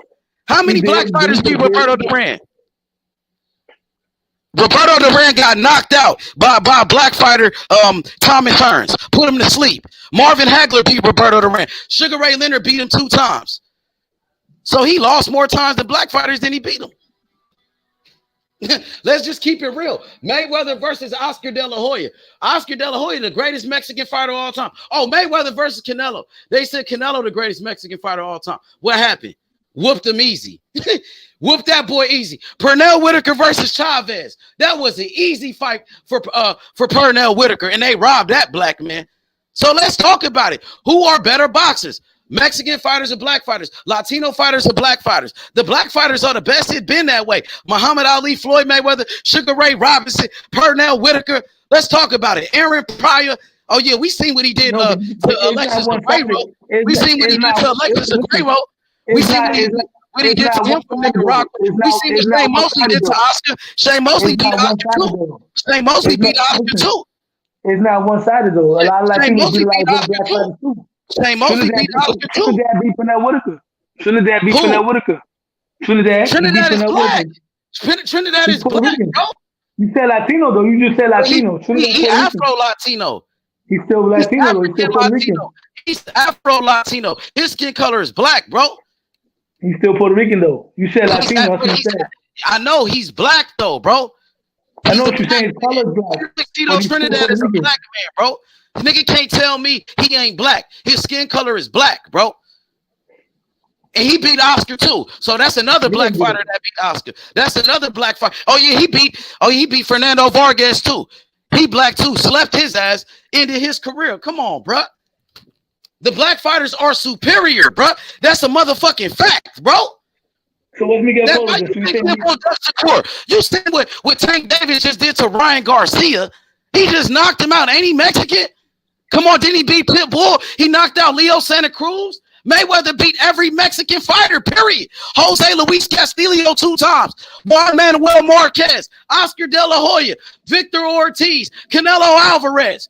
Come on, bro. This is not even a debate, bro. So let me ask you a question. So Miguel, you consider Miguel Cotto black? I mean, I can't really say. I don't know his history, bro. I don't know. He might be. I don't know. Miguel Cotto. Great Latino fighters, no, I'm just saying there have been great Latino fighters, but throughout the history of boxing, the best fighters were the black fighters, bro. This is a fact. There's more. There's more. Yeah. There's more. You know, America, more. Yeah. But boxing's in America. But it don't matter, just black. Like the black fighters or black athletes, or just they in football, basketball, boxing, they are superior. But no, not. I mean, it's been a lot of great Latino fighters, like you said, Roberto Duran. You got great Mexican fighters that came up. You have great Latino fighters. Like if people want to say Cotto, hell of a motherfucking fighter. You know what I'm saying? I'm not saying they're not good. I'm just saying the black fighters are the best. And when you so put them Benitez is black. When you put them against each other, when they fight each other, the black fighters come out on top. So you said Roberto Benitez is black. That's what you just said, right? Yeah, he black. But according to what I see his skin color, he black. He a black man. I see a black man. Okay, so you're going by. So I know what you're saying. Like I'm going by skin. I'm going by skin color or complexion. Because I'm considered somewhat black also. Like, because I would be like I'm pretty sure you got. I would be like my father had an afro. You know what I'm saying? I would look like a light skinned black. You know what I mean? I'm just bald headed like that. You could be mixed. But you know what I mean? All right, but here's the thing with that. Now I hear what you're saying about certain Latinos are black. Yes, we're aware of that. I'm aware of that. We do have black in us because of the slaves and what they did. They put the slaves and the Indians and all that shit that happened. I understand that. But when we identify ourselves, we're not saying we're not black. But if you ask Dennis Ugas, what are you? He's gonna tell you Cuban.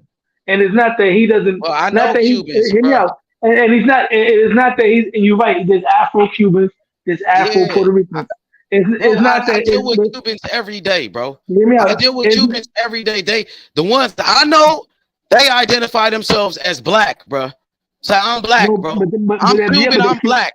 I'm a black man from Cuba.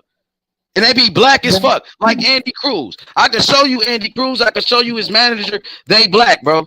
They consider themselves black. David Morrell Jr., he consider himself black, bro. A black man from Cuba. You know what I'm saying? But what I'm trying to explain to you at these brothers, bro. Hear me out. I know what you're saying, but what I'm saying is that it's about our culture. You understand? Like his culture is Cuban. He grew up in a Cuban culture. I grew up in a Puerto Rican culture. I grew up in the rice and beans. Jamaica. A lot of them Cubans came from Jamaica, brother. They are black, bro. Look at this man with the hat, bro. He's a black man from Cuba. Look at Andy Cruz. He's black, bro. He identifies himself as black, as a black man from Cuba. Have you ever heard of an old school fighter back? His name was he was actually Cuban and Mexican, but he was black. His name was I know El Montequilla. You talking about Jose Napoles? Yeah. Jose Napoles. You know about him? Of course. Okay. So you're a historian on the low then. Throughout the history of boxing, the black fighters and the Latino fighters are the best, without a doubt. Mm-hmm. But in the head-to-head matchups, the black fighters, bro, they are the best for sure, bro. That's why Pitbull is scared of Shakur. That's why Spain and those guys are scared of Shakur, bro. It's the reason why, bro. Come on, bro. Let's keep it real, bro. But you still got Loma winning that fight though? Nah, man. I mean, logically, man, I don't think Loma's gonna win that fight. I'm just rooting for him because I think that would be the biggest chance that Shakur would have as far as getting a title shot. Because I don't think Devin Haney would give it to him. I think Loma would.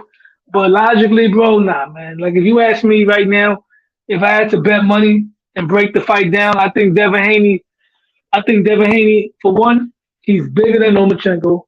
He's taller. He's younger. Loma's on the downslide. Devin Haney's on the upside. Devin Haney hasn't even reached his peak yet, in my opinion. But I don't think Devin Haney's gonna destroy Lomachenko. I don't think he's gonna dog walk him. I can see Loma winning 4 rounds, maybe 5 rounds, maybe 4 rounds. I don't think he's gonna do him like he did Kambosos. I think it's gonna be Devin Haney's toughest fight. But I'm picking Devin Haney to win. I would not bet. I don't gamble, but if I did, I would not put no money on that fight on Lomachenko. Hell no. Did you see the face-off today with Devin Haney and Loma when they sat down? When they were sitting down, I've seen that. So what you think about Devin Haney? He keeps saying Lomachenko is a dirty fighter. Like he's been crying about that. Lomachenko, Devin Haney, I agree with him. He's just picking out the wrong shit. He keeps talking about Lomachenko hitting him. Lomachenko doesn't let you clinch him. I say Lomachenko is dirty as far as when he fought Tio, he was using his head. When he had those 3 rounds, where he beat Tio in those 3 rounds, he jumped in with his head and busted his eye open and started getting off on Tio when he started fighting dirty because he got desperate.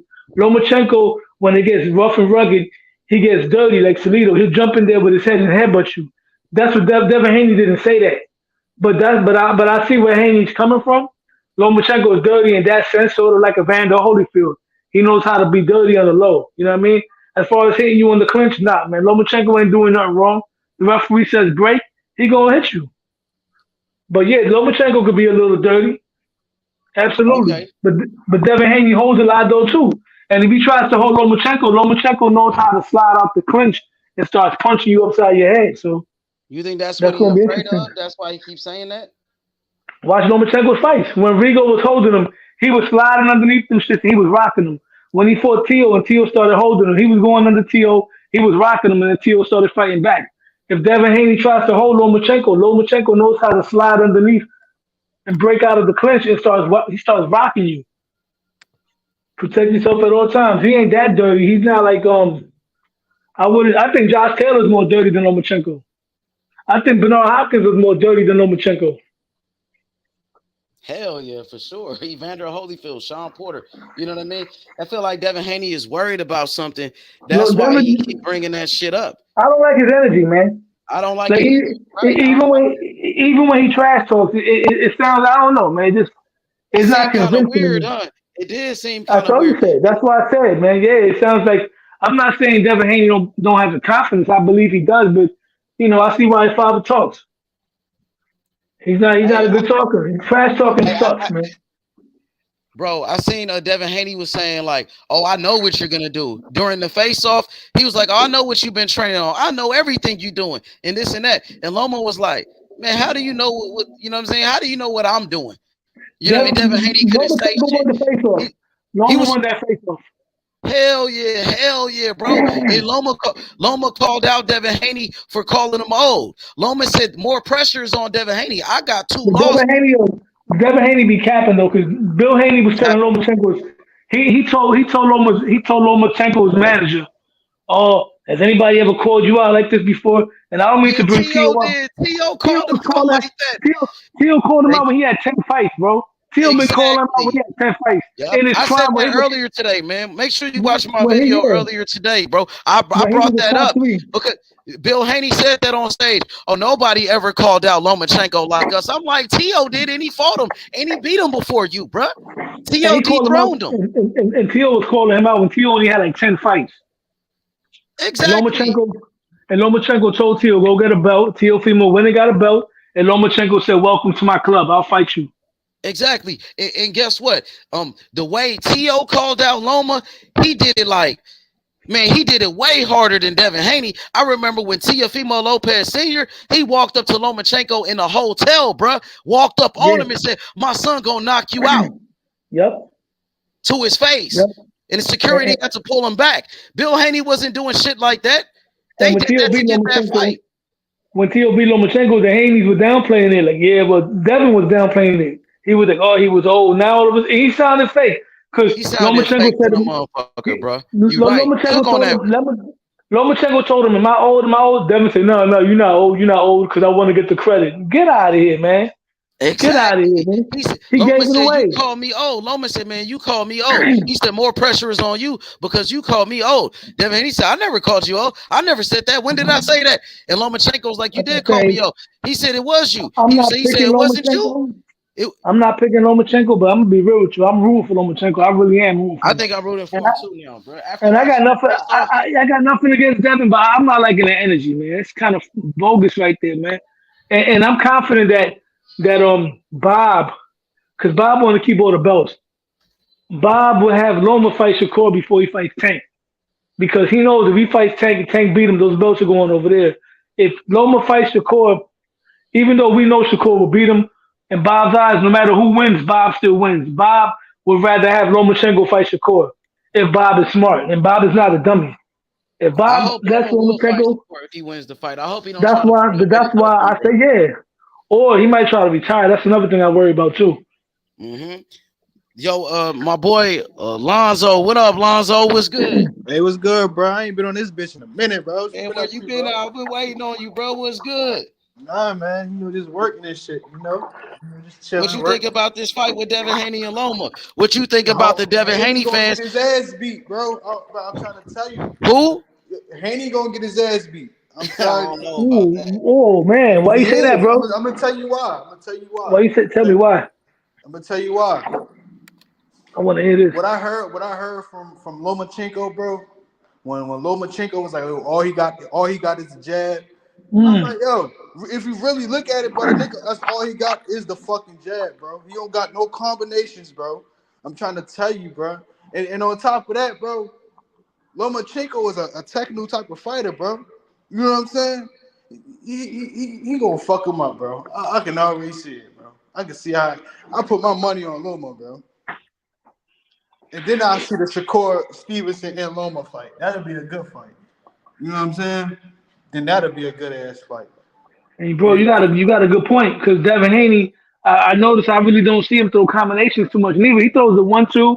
He don't really throw combinations like Shakur does. When he had Kambosos looking like he was ready to go, all he was doing was loading up with them big wide hooks and them overhand right hands. If that would have been Shakur would have been throwing. Shakur probably would have gotten Kambosos out of there with combinations. Mm-hmm. And on top of that, and he might get exposed with that. And to believe it or not, Devin Haney, right?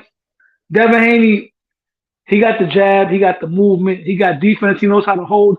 But Devin Haney doesn't really vary his offense like that. You know, when Loma fought Teal's offense Teal got a more varied offense. He'll leap in with the hook, he'll jab to the body, he does the overhand, he does the straight right, the uppercut. He punches from all angles. Devin Haney punches, like you said, from the same angle, the jab. He'll throw a straight jab, or he'll throw an up jab, or he'll flick it. He's great with the jab because he knows how to use the jab magnificently, but he's not a combination puncher, and he really doesn't mix up his attack that way too much. So you got a good point there too. But I also see why y'all go for I see why y'all go for Devin Haney than Loma, because y'all want to see that Devin Haney and Shakur fight. Yeah, I want to see that shit too, but I got Loma, bro. You know what I'm saying? Loma I'm on your page. Loma been in the game long enough. Loma got experience. Loma got power. The nigga, bro, I'm trying to see he be all around the ring, nigga. Like, you see the nigga footwork. He got better footwork than Devin Haney, in my opinion. You know what I'm saying? And Javante and Loma got the same footwork. They neck to neck with the footwork. That's why I see Loma beating Devin as well. You know what I'm saying? So, and Haney don't even got power. Haney pissed me off talking about. I don't think Loma beats Tank though. I don't think Loma beats Tank. I don't think Loma beats Haney. I want Loma to beat Haney, like I said, because he'll fight Shakur, but I don't think he's gonna beat Haney, bro. But with the points that you're making make a lot of sense. That's why I see this fight being very competitive. This is not gonna be a 10-2 type of joint. It's gonna be probably 8-4 or 7-5. Decision, or somebody, absolutely. or somebody gonna get wobbled in the middle of the rounds. If anybody's gonna get wobbled, it's gonna be Haney. Exactly. I see him like Loma got underrated power. Who wobbled him before? Was it JoJo Diaz? Was it Jojo Diaz? Was it both of them, Linares and JoJo Diaz? He got that's a serious problem. I also feel like Haney got a mole and he did that little mole shit. You know what I'm saying? Because he tried to be like Javante talking about, yeah, I know your every move. He tried to do that same little tactic Javante did with Ryan Garcia. He shit like that, bro. He be pissing me off, low key, bro. You know what I'm saying? He He be does that. pissing me He off. does that because he did the same shit with when T.O. fought Cambosos. He was running to Cambosos and giving him. He did some shit. I forgot what he did. He did some sneaky shit. I think he went to Cambosos camp, some shit like that when Cambosos was fighting T.O. or something to that extent. So he's known for that. But Loma won that face off, bro. Yes, He he won that did. face off. He definitely Yes, won he that. did. He made Haney look stupid, bro. Yeah, he sunned him too. Devin Haney tried to say something. He said, "Hold up, I'm not finished talking." Exactly. You know what I'm saying? That's why I feel like Loma going to win. And this is his That's a only man. That's a chance to grown get man the against a belts boy, man. too. This is Loma only chance to get the belts. I feel like Loma made some mistakes on a Lopez fight. With the Teofimo Lopez, he made some mistakes. You know what I'm saying? And that's Yes why and no, he man. lost those belts, because he probably made Yes and some no. mistakes. And I now don't he think he got lost another because of that though. opportunity, bro. You know what I'm saying? He So when ain't you lose get that because of that though, opportunity, you're bro. gonna make sure you ain't gonna make no I don't think mistakes he no lost more. because of that though, bro. If Loma would have took chances early, he would have got knocked out. That's why he kept his hands in his pocket. Because Lomachenko don't like power. That's why it's gonna be hard for Devin Haney. The way T.O. beat Lomachenko, that's the way that Javante would do him too. Because Loma would keep his hands in his pockets in that power. Lomachenko don't fight good going back. But that's Nah, he why don't. it's going to be hard for Devin Haney because Devin Haney doesn't have the power to make Lomachenko fight that type of way. I He's going mean, to we have to gonna figure out see. another way. We gonna see. You know what I'm saying? Like for the past 3 weeks, I've been really watching like all these fights. Like you know what I'm saying? Past fights with Shakur Stevenson. You know what I'm saying? I've been watching the sparring sessions, everything, bro. You know what I'm saying? And H Money, bro. Hey, I gotta ask you something real quick, H Money. I gotta ask you something, bro. He gotta begin on the mic real quick. I gotta ask him something real quick, so I can talk to him. Yeah, that thing went to the bathroom or something. Well, answer this question, bro. Do you think Ryan Garcia and Shakur Stevenson alike? Don't get mad at me. I don't want y'all to get mad at me. I'm just answering this question. Do y'all think Shakur Stevenson and Ryan Garcia alike a little bit? They got similarities a little bit? Hell no. Why you don't think so? Hell no. Shakur Stevenson, for one, is a fighter who has all the fundamentals, right? That's what Ryan lacks, right? Right. Shakur Stevenson has all the skills on top of the fundamentals and the IQ. Ryan Right. Garcia lacks all of that. The only thing they have in common is that they're both boxers, professional fighters. That's it. All right, I'm gonna tell you, they don't Ryan have doesn't the know how to keep his similarities, but I'm gonna distance. tell you though, the number one similarity that they have that I've seen Shakur usually do, he doesn't. I'm not gonna say he doesn't have enough head movement, but he pulls back a lot. You know what I'm The saying? difference between That's no, I know what you're saying, bro. The difference between if you watch it and analyze it, the difference between Shakur pulling back and Ryan pulling back, Shakur doesn't pull out with his he doesn't pull back with his head in the air. yeah, Shakur he yeah, pulls back sort of like a little bit in an angle, sort of like a shoulder roll / Philly shell. He pulls back a little bit. yeah. He steps in and out of range. But he He gotta, understands distance. but he gotta move his head up like this a little bit more. You know what I'm saying? Because I know what you're saying. I mean, he moves his head, but it's subtle. this is how I would see the Javante and the Shakur fight. It's going to take Tank about at least 10 to 12 rounds to do something to Shakur. Because Shakur really, you can't touch that nigga, bro. But like Javante, like you said, you can do all that boxing. You gonna Yo, get you know Shakur's anybody weaknesses, gonna get bro? hit.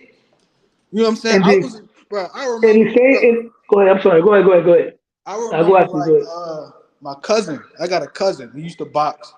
You know what I'm saying? All he did was move his head and he did all that moving. You know what I'm saying? But he ain't never planted his feet. You know what I'm saying? He did all that moving until he got cracked. And when he got cracked, That's when he had to really think like I'm doing more offense. I'm doing more defense than my offense. You're gonna get cracked. You know what I'm saying? It's okay. Defense come first anyway. Defense come first. But all that boxing, you gonna get hit sometimes. You know what I'm saying? But I feel like Shakur gonna give Tank problems for like what 10 rounds. So, you know what I'm saying? I'm trying to tell you, bro. But I The thing with understand. Shakur's defense, he has great defense, right? But I noticed the punch that he does tend to get hit with at times. Sometimes when he's exchanging and he's standing straight up, he gets caught with the hook. It happened when he sparred with Devin Haney, and it also happened when he fought the Brazilian guy, the one he fought before the Jamal Chinese. Herring. No, the Or Brazilian boy, the one he fought I before this, forgot. I before forgot. I forgot the guy name. the Olympian guy, man, the When Olympian he guy. fought Oscar Valdez, He didn't get touched like that. Oscar Valdez is walking him down. He was trying to get inside. I was really watching that fight. Yeah, but The the fight problem that after he had, Valdez, bro, is when people fight Shakur, they scared to go inside because he got that jab. You know what I'm saying? He got that power too with that jab because that right hand is his dominant hand. But that's you know what I'm saying? So when I was looking at that joke that with Oscar Valdez fight, I seen it was one round where he cornered Shakur and Shakur couldn't do nothing. And he was hitting Shakur and Shakur was just hugging him. Shakur was hugging him, just hugging him. You know what I'm saying? They broke it up. And that's how you know Shakur kept that. You know what I'm saying? So I was watching that. I'm like, damn, yo, just really watching this shit. Just like, you know what I'm saying? Just really watching this shit and really watching what he do. well, in order for Shakur to beat Tank, right? Here's my thing: he has the skills to do it, but he's gonna have to believe in his defense. And what I mean by that is this: the last time I seen Shakur in the ring with a one punch knockout guy was when he fought Nakatilia, right? That's the fight that he did a lot of running. That's the fight that he doesn't like. He didn't like how he performed, right? Because he used too much of his feet. He ran around too much. Now, when he came back and fought Valdez and he fought Jamel Herring, he stood more in the pocket and he believed more in his defense. He had if it makes any sense to what I'm saying. He had more confidence in his defense, but he was able to stay in the pocket, catch punches rather than move around too much. Now, if he fights Javante Davis and fights with the confidence of his defense, believing in his defense, knowing that he can stand in the pocket, make you miss and counter, then he could beat Javante. But if he goes in there and gets too cautious and gets scared of the power and starts running, what that fight is going to look like is going to look a lot like Canelo and Larva because Larva lost that fight because Larva was doing too much movement. He was scared of the power. So if Shakur Stevenson, there's a difference between moving around because you're scared of the power or using your actual defense. When Shakur fought against Nakatilia, that performance, he fought like he was scared of the power. So he ran around too much. So, but when he came back in the other fights, he was being more bold with his defense. When you're defensively elite, you have to be confident to stand in the pocket with your defense, just like James Toney used to do, just like Floyd Mayweather, Pernell, Wilfredo Benitez. Shakur has You hear me? these types of skills, but he got to believe in his defense, even against Tank. If he does, then he can beat Tank. If Yeah. he doesn't, then he won't beat him. That's how I see that fight. Let's see. I'm listening. No, that was it. That was my point. That was my point. That's what I was trying to say. Hey I'm y'all, let listening. me hop in here real quick, man. Salute H, man. Congratulations on the 100K. Salute to the panel. Salute to the chat, man. Man, I just want to interject, man, because it's been a couple times H been on here cooking. I've been at work. I couldn't hop on, man, but I finally had a chance, some time, man. But look, the way I see it right now, it seems like pressure bust pipes, man. I'm getting a little nervous energy over there from that DHP camp. I ain't even gonna lie to you. Anybody else picking up on that? Yeah, that's what we Oh were just yeah, talking yeah, about, bro. definitely. We were just talking about I that. really see the nervousness from Haney, bro.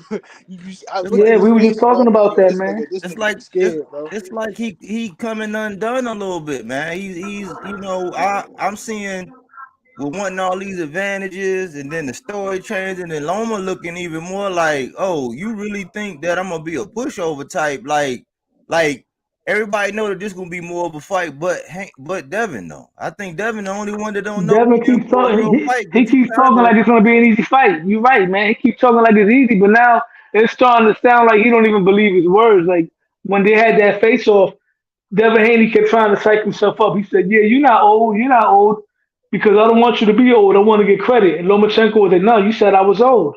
Like Lomachenko got the upper hand at that face off. That's what me and Main Man were just talking about right now. And then another thing is Bill, he done almost pretty much done said what's about to happen is he about to drop them things and go to 140, man. But he gonna re-sign with Top Rank, and that's like I'm not sure, Yeah. man. Like they changing up a whole lot of stuff.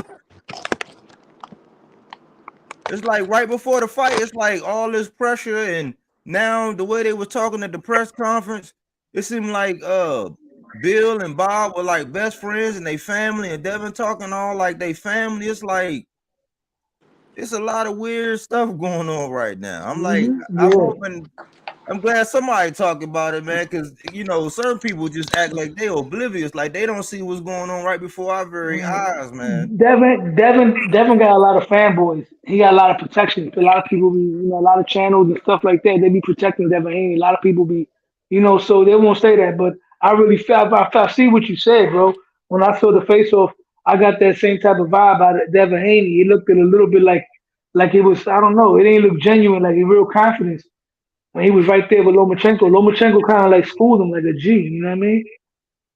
Yeah, man. It's like I don't know, I know things change because they cutting weight, so you get different energy. But Loma been doing this for a second, but I know that Devin had to have grown in between now and again. And I don't know. I don't want to put too much on it as far as like cutting weight, because I do give some fighters certain leeway, but the things that's being said and him trying to still kind of make it personal, it's like, man, they squashed all that. He was like, look, man, And then before one thing that I ain't get from Haney, bro, is Haney, bro, the nigga was like something like, oh, he tried to lie and say he didn't say Loma was old. And then backed it up. So I didn't tweet that. Nah, bro. You know what I'm saying? You can't do that, bro. You know what you said.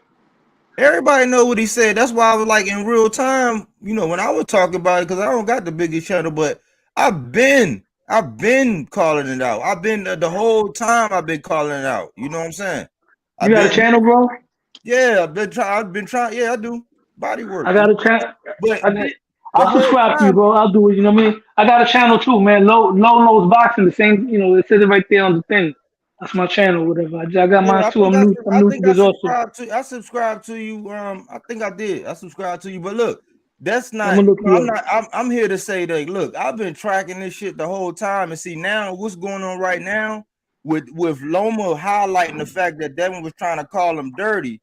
Everybody's talking about that. Bring that up too. Look, that got a ripple effect. But look, I've been saying that when you look at every opponent that's been before him, or every name that come up in talks as a potential opponent, he's been doing this. And I said, look, if y'all ain't careful, if y'all don't check this shit, y'all gonna let him go up to 140 with this shit. So now it's under the magnifying glass, and people are saying, like, look, man, it's supposed to be about what's going on inside the ring. You trying to make it about something else. You know what I'm saying? You gotta fight. Now you done riled this too old, too small man that you've been saying for over 2.5 years ago. You done riled him up. You know what I'm saying? You got a fight on your hands, and I think people not paying attention to the fact that Jermaine Ortiz, him and Loma sparred. He had a familiarity with him. Devin don't got that familiarity. Last time we seen Devin against the Southpaw was JoJo. JoJo was able to connect, but JoJo don't have the kind of lateral movement. He's not as active and as explosive. I mean, he's sturdy, but he's not Loma. This is a Southpaw. It's going to be a battle with a foot. And if he missed that jab, every time he missed that jab, if that's all he relying on, Loma is already right there on the inside. The other thing is, when people were able to beat Lomachenko, a la T.O. and Salido, they were able to go to the body. Well, in order for Devin to go to the body, he got to be on the inside.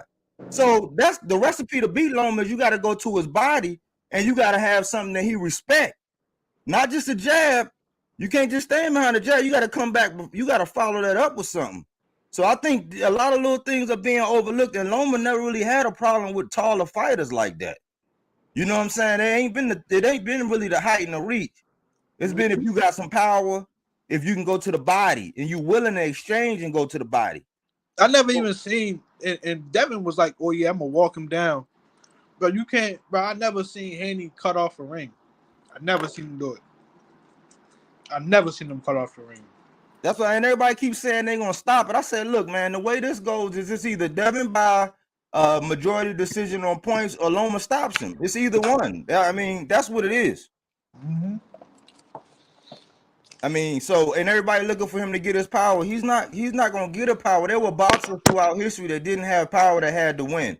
So what he's gonna try to do is try to do some fan friendly shit, or it's gonna get desperate, especially if you get behind early in that fight and he go into his, because fighters fight in their comfort zone. You hardly ever see Devin fight on the inside. That's not his comfort zone. But if he's behind, he's gonna be forced to put himself in an uncomfortable position, which is gonna be on the inside. And that's when he might get clipped.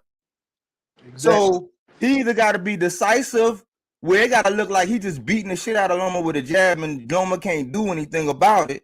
And they got to be decisive, or them scorecards, man. Who you think them scorecards going to favor off the rip? Loma. If it's close, huh? Loma. Exactly. So that, I think it's some pressure on Devin now. You know what I'm saying? He done talked all this. He done said all that. We getting closer to the fight night, and it looked like some I just want Devin Haney to be humble, man. Bit. Them belts, yo, them belts he got making him big headed, bro. They tried to say they were cursed when everybody else had them. I said, why they not cursed now? Because if you look at his actions and his comments, lying, coming back, telling the truth, avoiding smoke, saying you're gonna be here, no, I'm moving up, no, I'm about to be a free agent, no, I'm signing with Top Rank. Eddie just came down and dropped the levy and was like, look, his value ain't gonna be nothing when he go to 140 because he gonna be beltless. Mm-hmm. I feel like Ryan gonna take over 140 in my opinion. Ryan? He with Derrick James. We gotta see, man. I gotta see how he look because I think Ryan, as long as he got 1 foot in modeling and 1 foot in boxing, nobody can fix him. He got to be totally dedicated, man. Like, but I don't think Derrick James gonna allow that before he signed on. I think I'm just a person believe that's part of the agreement. Like, if I'm gonna take you on, you a boxer, all that. Because I don't follow him, of course, but you know, if you're on YouTube enough, that stuff comes across your timeline. He been kind of quiet since that loss, so maybe he gonna tone it down on that. Hopefully. I hope so. I know Derrick James, he one track minded. You know what I'm saying? I know he one track minded. He just focused on the training. You know, I know he got a busy schedule. I think that, you know, the selection of a trainer is cool, but you got to stick it out, man. And you can't let that be. I don't like sometimes I don't like when boxers do that after a loss, like right after a loss, because it's almost like you trying to make it seem like that was it. You know what I'm saying? Even though that might not be it. Maybe it might have been that they was abandoned at the post-fight press conference. I don't know what it was, but I think that Ryan, a dedicated Ryan, with a coach like Derrick James, he got a lot to work with. He just got, I think there's some things more defensively that he got to work on, you know, or his distance, his range, like how to cut off the ring. He got some things to work on, but he has a skill set that can be developed. How fast or how high you want to go, he'd already went to that stage, that big stage. So for him to come out and fight the donut, I don't know. You know what I'm saying? Nah, so we have to see. If I was promoting Ryan, looked like fool Rolly. He even much said he fooled. I'll just like train him up like 6 months because Rolly only want that fight in 140. So anyway, he ain't interested in nothing else. He going there, he get a real title, then he could be built up in the 140. So before someone else knock Rolly off, I think that should be on their mind, trying to set that up, let him like really get some time in with Derrick James, then make that fight and snatch that belt from him. Mm-hmm. Yeah, definitely. Ryan don't deserve that. I mean, Rolly don't deserve that belt, bro. Hey, that's unfortunate. That's the boxing business. Nah, bro, Rolly disappointed me with that performance. Well, ain't Rolly kind of just keeping the seat warm? Because if Buddy Test come back because he was trying to have a baby and all that stuff, I was, you know, I when I found out he popped, I was like, but I had to get more information. But if Buddy was really trying to have a baby and they can prove that, he just keeping that belt warm. Because even though I might not be as high on Puello, I think he's real awkward, and I think somebody like that's real technically sound and got some pop can really get with him. But he just holding that belt. He just keeping that seat warm. I think, man. I think that was just a lob for somebody to come and dunk that on Rolly, man. That's all. That's how I see it. That's why when it come down to the belt talk, I'd be like, how are we gonna value these belts? Because Rolly got one now. So is that everything now? People who are gonna follow the boxing is gonna be like, hell no, like, but it means something, but like how much? That's why I say when it come down to belts in certain situations, they matter. Like what's going on with 147, that matters. Them belts, what's going on at 54, them belts, they matter. They was acquired. They was exactly how that was attained, because I had an argument, literally just made a comment on someone. He actually pinned my I was critical of the Devin Haney stuff. But just in summary, the part I want to highlight is that with Haney, they were talking about I'm jealous because Haney has the belts and Tank does. He just an exhibition fight. I was like, so if that case, what about the belts? He moved up to 140. So now we're gonna say that Rolly is a much better fighter than Haney? I don't know. But look, I'm gonna tell you how you could have really killed him. Isn't it funny how when Tank and Ryan was about to fight, there was content out about who would be the face of boxing? How about they said that this is the biggest fight, but nobody said that the winner of this fight gonna be the face of boxing? That's a checkmate. You know what I'm saying? Like that's in the discussion. You know what I'm saying? Plus them belts, I always say them belts was handed in 3 fights. They was handed over 3 times. Like there was no legitimacy established with it, you know what I'm saying? And then they didn't give T.O. the respect when he had it, even though he went and beat Comey. He fought Nakatani, even though that was ugly, but he put in leg work. So you can't come by and beat Cambo twice, go 24 rounds with him, and now you about to just go in there and you about to just stop Loma? I'm like, ooh, I don't know, man. Them belts, this would be a notch on the belt. This would be a name. But if you said he was too old, too small 2.5 years ago, and counting, what credit do you want us to give you? All right, you got a good name on there. You know what I'm saying? We're not gonna say you the king, but I just wanted to say he put himself in a similar bind before.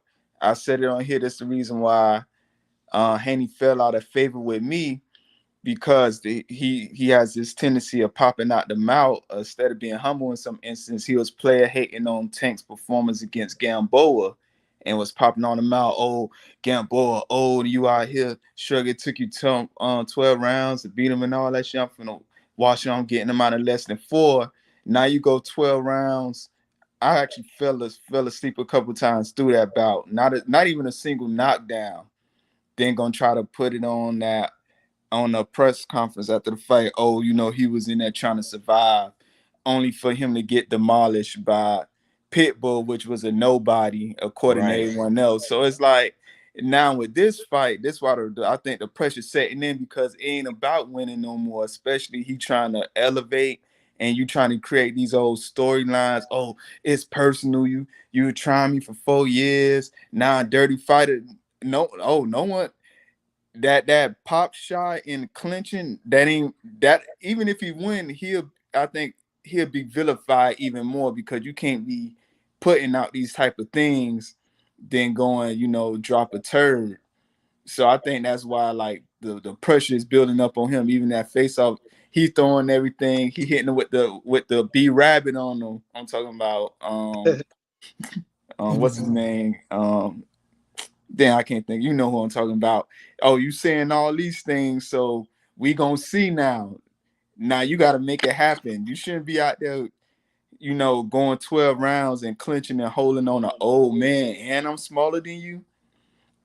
Then trying to psych that man out of his game. Oh, so when you can pop shot me and jump and throw his weight on him like that, that's what Fury does. That's what he's doing to Wilder.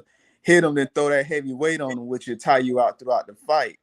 So you trying to psych him out. Oh, you do that, so don't hit me while I'm actually trying to use my advantage on you. Yeah, but see, that's the whole thing about the size the size advantage and all that. If Devin fought more with a physicality, that would matter. But he don't. He's a distance Yeah. fighter. He like to keep his distance. That's not really going to somebody that can move side to side laterally. He can negate that. You got to be pinpoint accurate with that jab, which he do have a good educated jab. He do. But he Man, got I to don't have know. more tricks in the bag. And plus, the veterans, the real savvy ones, you can't do the same thing over and over again. Like somebody like Tank, somebody like Shakur, like you can't do that. Loma, you can't do the same thing over and over again. They recording like, oh, okay, this how he did when he did that. He like to dip down too after he throw it. He like to dip down to his right after he throw that thing. That left is right there, like it's right there. As soon as he dip down, it's like it's gonna be it's a collision. You know what I'm saying? I don't even give him respect on the whole jab is lazy because it's not even a stiff jab. Then he tends to drop his guard on his right hand when he does that. If a crafty person gonna catch on and he's southpaw on Lomachenko, so if he's acrobatic as he appears to be and people make him out to be, he gonna land some lefts. Yeah, he gonna definitely land some left. Everybody lands. I mean, statistically, they are very close as far as statistics. They are very close. Like I think a lot of people that be talking about it be like, "Oh, he just gonna wash." I'm like, man, this dude Loma is on. He know that this is his last crack at it. He know that. He gonna give it all he got. He gonna sell out, and you add a fuel to the fire, and now you got to cash in. You got to rehydrate and go in there and do everything you said you was going to do. Because Gamboa was able to go to the club after that fight, and he complained about Gamboa clinching, only for him to turn around and clinch. You know what I'm saying? Like, man, he added a lot of weight, and I think it really speaks to his branding, man. They try to make him out to be this bad boy. He's like the wholesome All-American guy, man. That's what he need to be. That's what Because they call the dream. yeah, that's what he's supposed to be. If he did that, he will resonate with somebody. It's not nothing to be ashamed of. He trying Like, to you don't gotta be this other thing that you're trying to create, because real recognize real. We know you ain't, like Tay said, you ain't built like that. Like, that's not you. Yeah, You he know trying what to I'm be saying? Tank Jr. and stuff like that. And that's another thing. Like I can't rock with him. Like it's that phoniness beyond belief, because when you come to prize fighting, you selling and promoting yourself.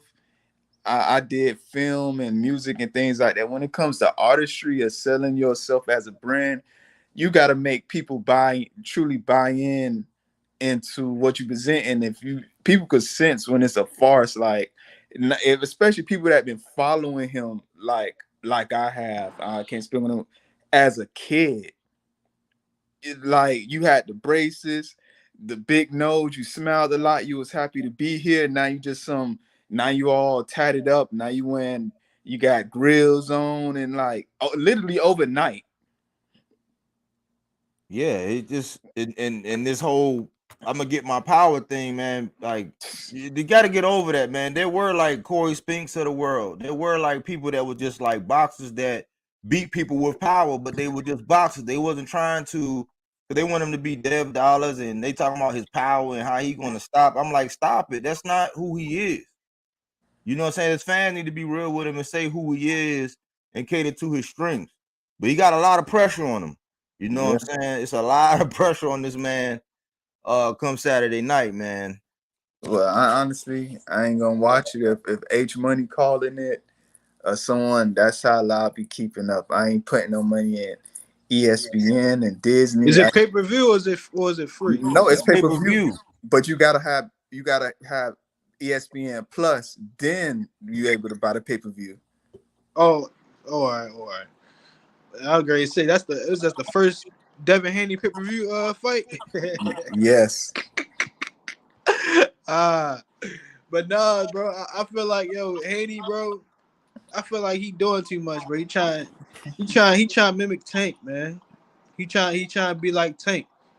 I was watching his what is it called? What's that shit called? I was watching the Top Rank shit with him in Top Rank.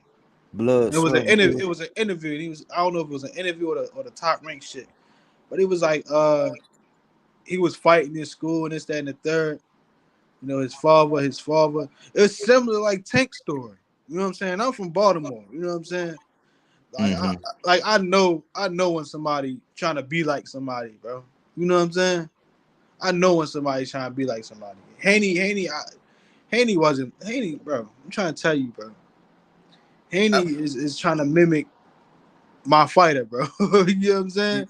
He trying to mimic Javante, bro. Yeah, He but trying to I piss me would off a little bit. my pushback is I won't even think that's a lie. No, Bill Haney said that's how he introduced Devin to.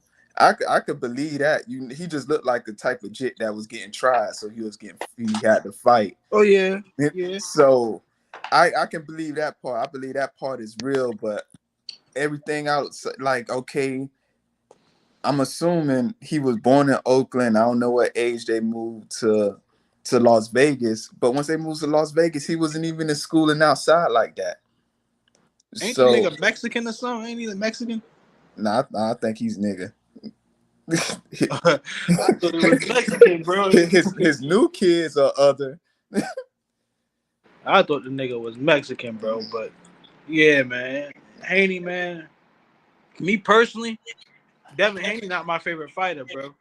I ain't gonna hold you. He got a good jab, bro. It just when it comes to my favorite fighter, bro, you gotta have you gotta be something like a Shakur. You gotta be something like a Frank Martin. You gotta be something like you gotta have something, not just a jab. That's why Haney wasn't really my favorite fighter, because I would just see him as, oh, he just got a jab. He just looked very basic to me in the ring. To me. You know No, what I'm saying? no, you ain't on there. And like a lot of with his power punches, the reason I feel now that I'm hearing you say that and speaking out loud, when you watch his fights, his power punches are real robotic. They're not fluid. Like that's why I believe that's why he rely on the jab so much. Because look, like when you get a chance, like you review some of his stuff, when he call himself trying to throw power punches, it just don't come across natural. Like it's like he don't have that street fighting mentality. Nah. It's and that I feel that takes somewhere not being sloppy with it, but you gotta have a finesse, like you in the street, like with Shakur and with Tank. Like when you see fighters, like if they have to get in a street fight, it will transcend over there versus Haney is like he's thinking. The only thing he's natural is the jab, because that's the first thing they teach and drilling you when you learning to fight. The jab. He got it down pat, but when you see him throwing a potty bunch, it's like he's thinking. All right, like if you look at Shakur, like I was watching a show. You know who Showbiz is? Yeah, everybody know. You watch Showbiz? Yeah. All right, so I was watching a Showbiz video. He was saying that back in the day, fighters only had one thing. They were only known for one thing. One was known for their jab. One was known for their power. One was known for their footwork. I feel like Haney only known for his jab. He only known for his jab. Like if you look at Shakur Stevenson, he got footwork. He got power in both hands. You know what I'm saying? He controls the distance. You know what I'm saying? Yeah, Haney do that too, but it's something about Shakur that's 3 levels above Haney, bro. Yeah, and he's a right-handed southpaw, so his jab Exactly. That's dangerous, bro. A his jab right-handed got power southpaw. with it. He in that's a street fighter stance. Yeah, exactly. You know what I'm saying? That's how I am. That's how I'm I the am. same fucking way, bro. Yeah, that's how I am. I can't even go orthodox, bro. I be in my southpaw stance, bro. Yeah, I'm the same way, but I had to condition myself to do orthodox. The reason why you would, especially right-handed, because you do that, then that power that coming with the power with that right is more damaging than coming from the left if that's not your natural hand. But Shakur got it. I feel I got it, but ain't world class level. I don't think I ain't taking no one out with a straight left.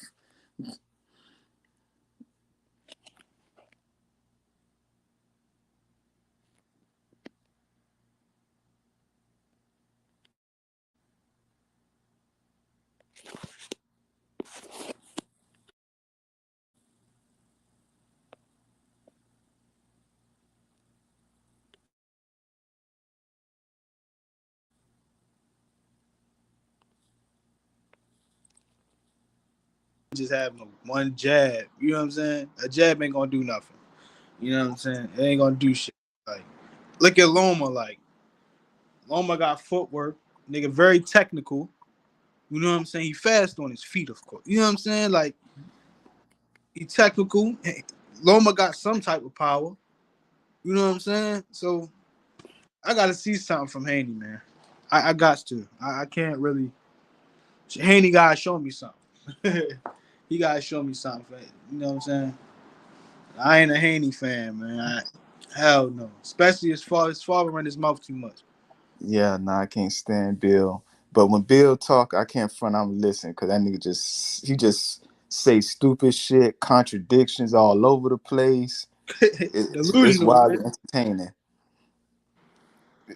He just entertainment, and I think Tinker someone said pretty much he was a pimp or something like that. He sound like one nigga just make up anything on the fly. Don't even have to make sense.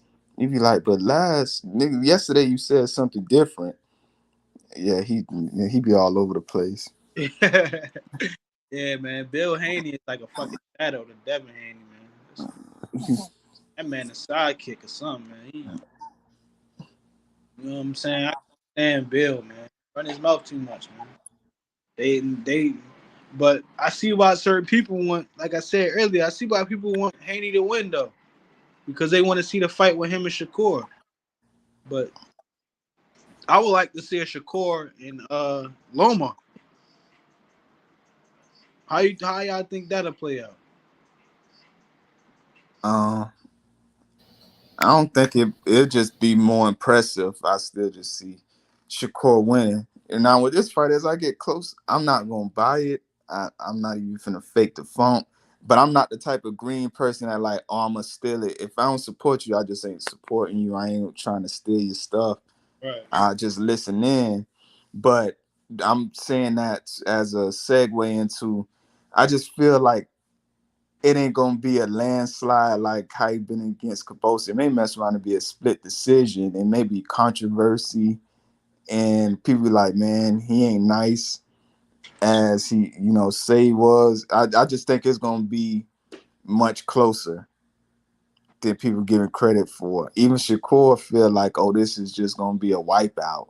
I'm just, as it gets closer, I don't feel it. For a fight though, like his style, I feel like I was watching like his old fights and I was watching like his recent fights. And the difference is when he was fighting orthodox, he had more power in his right hand when he was fighting orthodox than when he was fighting southpaw with his right hand. I really noticed that too. Like he had more power when he was fighting. When you watch people, like you always got to keep your back foot so you can generate more power. When you got your foot in the front with your dominant hand, you can't generate as much power. Yeah. I feel like he's stronger orthodox. Are we talking about Lomachenko? No, I'm talking about Shakur. Oh, Shakur. Okay, my bad. Because your phone going in and out, so I didn't catch who you was talking about. Shakur Stevenson. He's a very good fighter. I like his range control.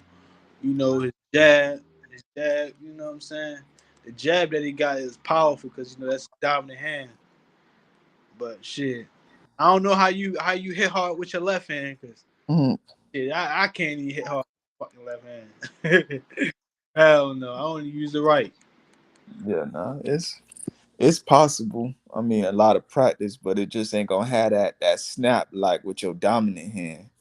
Yeah. But I also feel like like who y'all think Javante gonna be in the ring next after this probation? I don't honestly, it's in the air. But if I'm a betting man, it seems like more so Calvin, Coach Calvin want the Cruz. He want Isaac Cruz. He feel like he said himself, like he feel like he just got too big headed and he got too much hype off that win. It wasn't necessarily a close fight. Tank just hurt his hands. And also another thing that that people don't talk about, even leading up to that fight, not even about Isaac Cruz being a replacement. And if you remember, prior to his who he fought before that, Mario Barrios, he was wearing Canelo gloves, and he really liked them. If you notice, those red gloves didn't match what he had on. He was gonna wear Canelo gloves, and Mayweather didn't like that, so he ended up wearing new gloves. Cool. You talking about Tank? Oh, Tank. You talking about the gloves that Ryan was wearing? The gloves Ryan was wearing when he fought Gervonta. Yeah, that no boxing, no life type thing.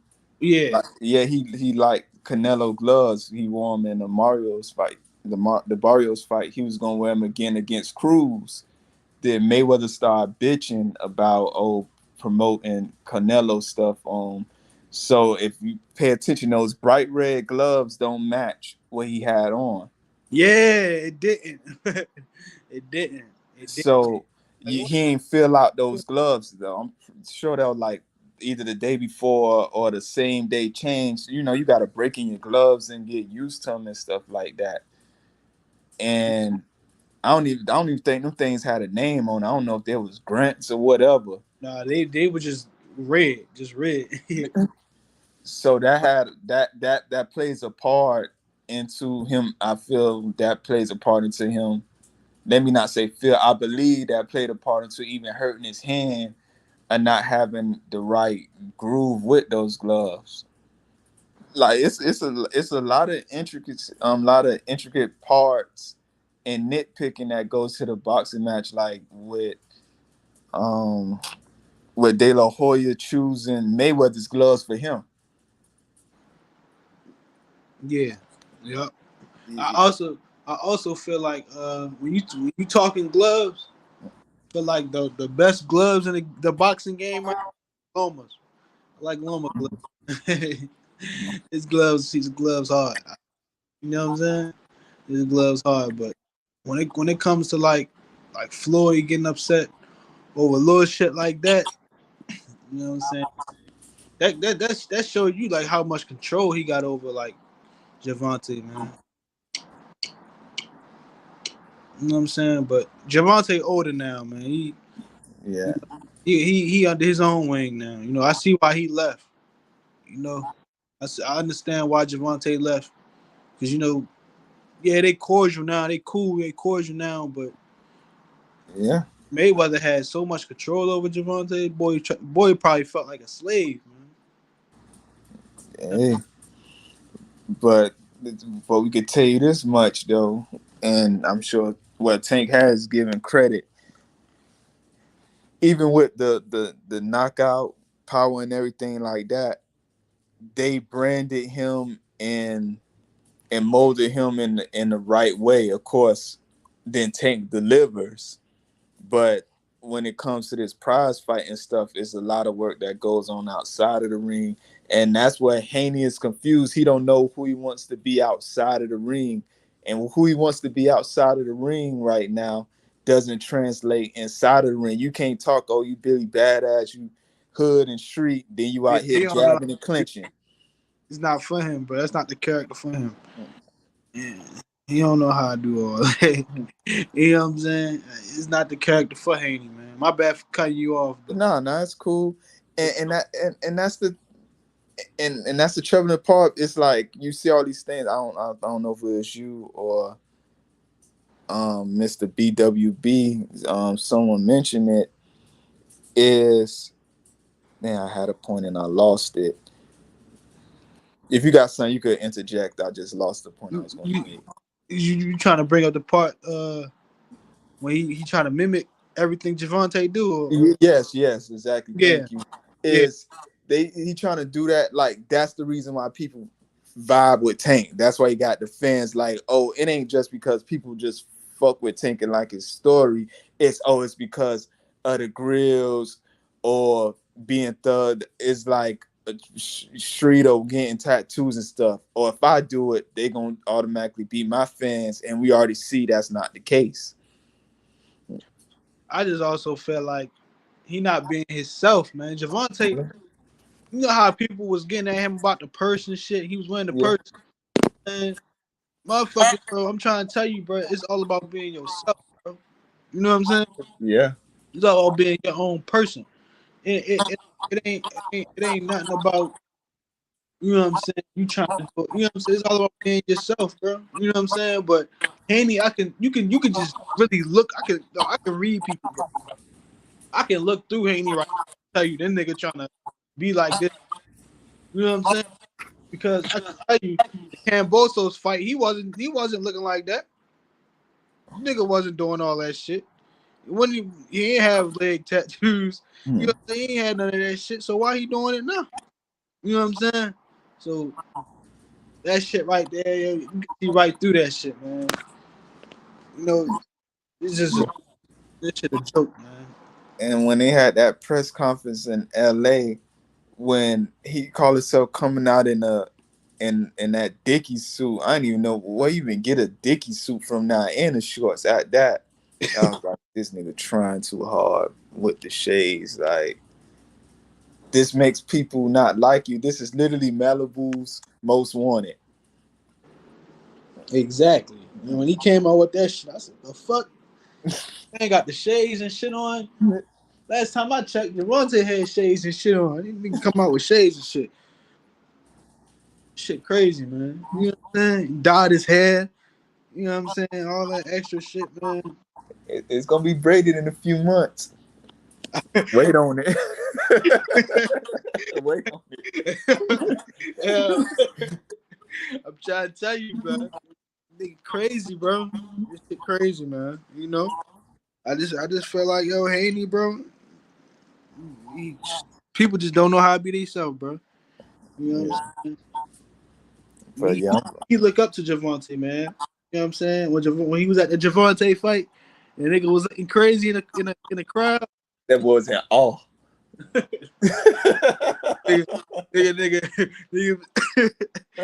was looking crazy, bro. The nigga was shot, mouth open, and all that. Was like, yeah, next. Like them cartoons when they show like with someone enamored with something, they just be all wet and big. That's how it was looking. Like them cartoons. Oh man. I'm trying to tell you, bro. I want to see that Javante Haney fight. Even if Haney loses, I still want to see it. I think it'll happen for the wrong reasons. People like, if he lose, I think the odds of making that fight would be much better. But people gonna paint it out like, oh, you were scared to fight when he had the belt. People gonna try to spin that, even though technically he within the deal. But the reason why is that leverage gone now. How, and this is something I was one of them Stanley higher guns pages, like whatever, is now niggas slap that contract, sign it so we get this fight done. Tank is not trying to negotiate with them niggas, especially, like they really don't like them. This ain't even like boxing shit. When Calvin got on with Bill on one of them other stations, like you felt like, I don't really like this nigga.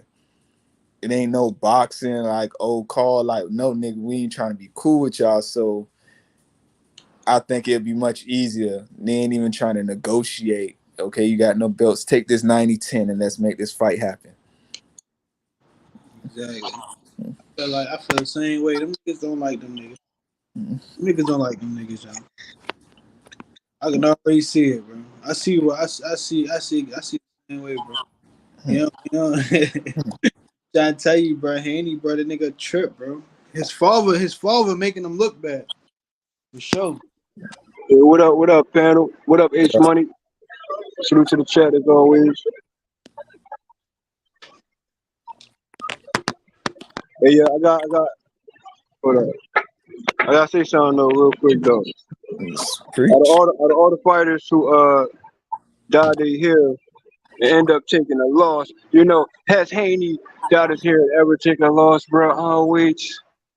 I only got guys swag like that, man. You gonna take corners and everything, you know what I'm saying? But he gonna do him, you know what I mean, when it comes to his stylist, you know what I mean? That's his wave, I guess. But he been spoke on certain girls he's trying to, from what I heard, he already said he's gonna do something like that anyway. So, that's a shot to you. It wasn't for me, respectfully. You know what I mean? I don't want to get too much into it. Anyway, it's all about the matchups and how you do it in a handy fashion, bro. Wait, you said again? What you said?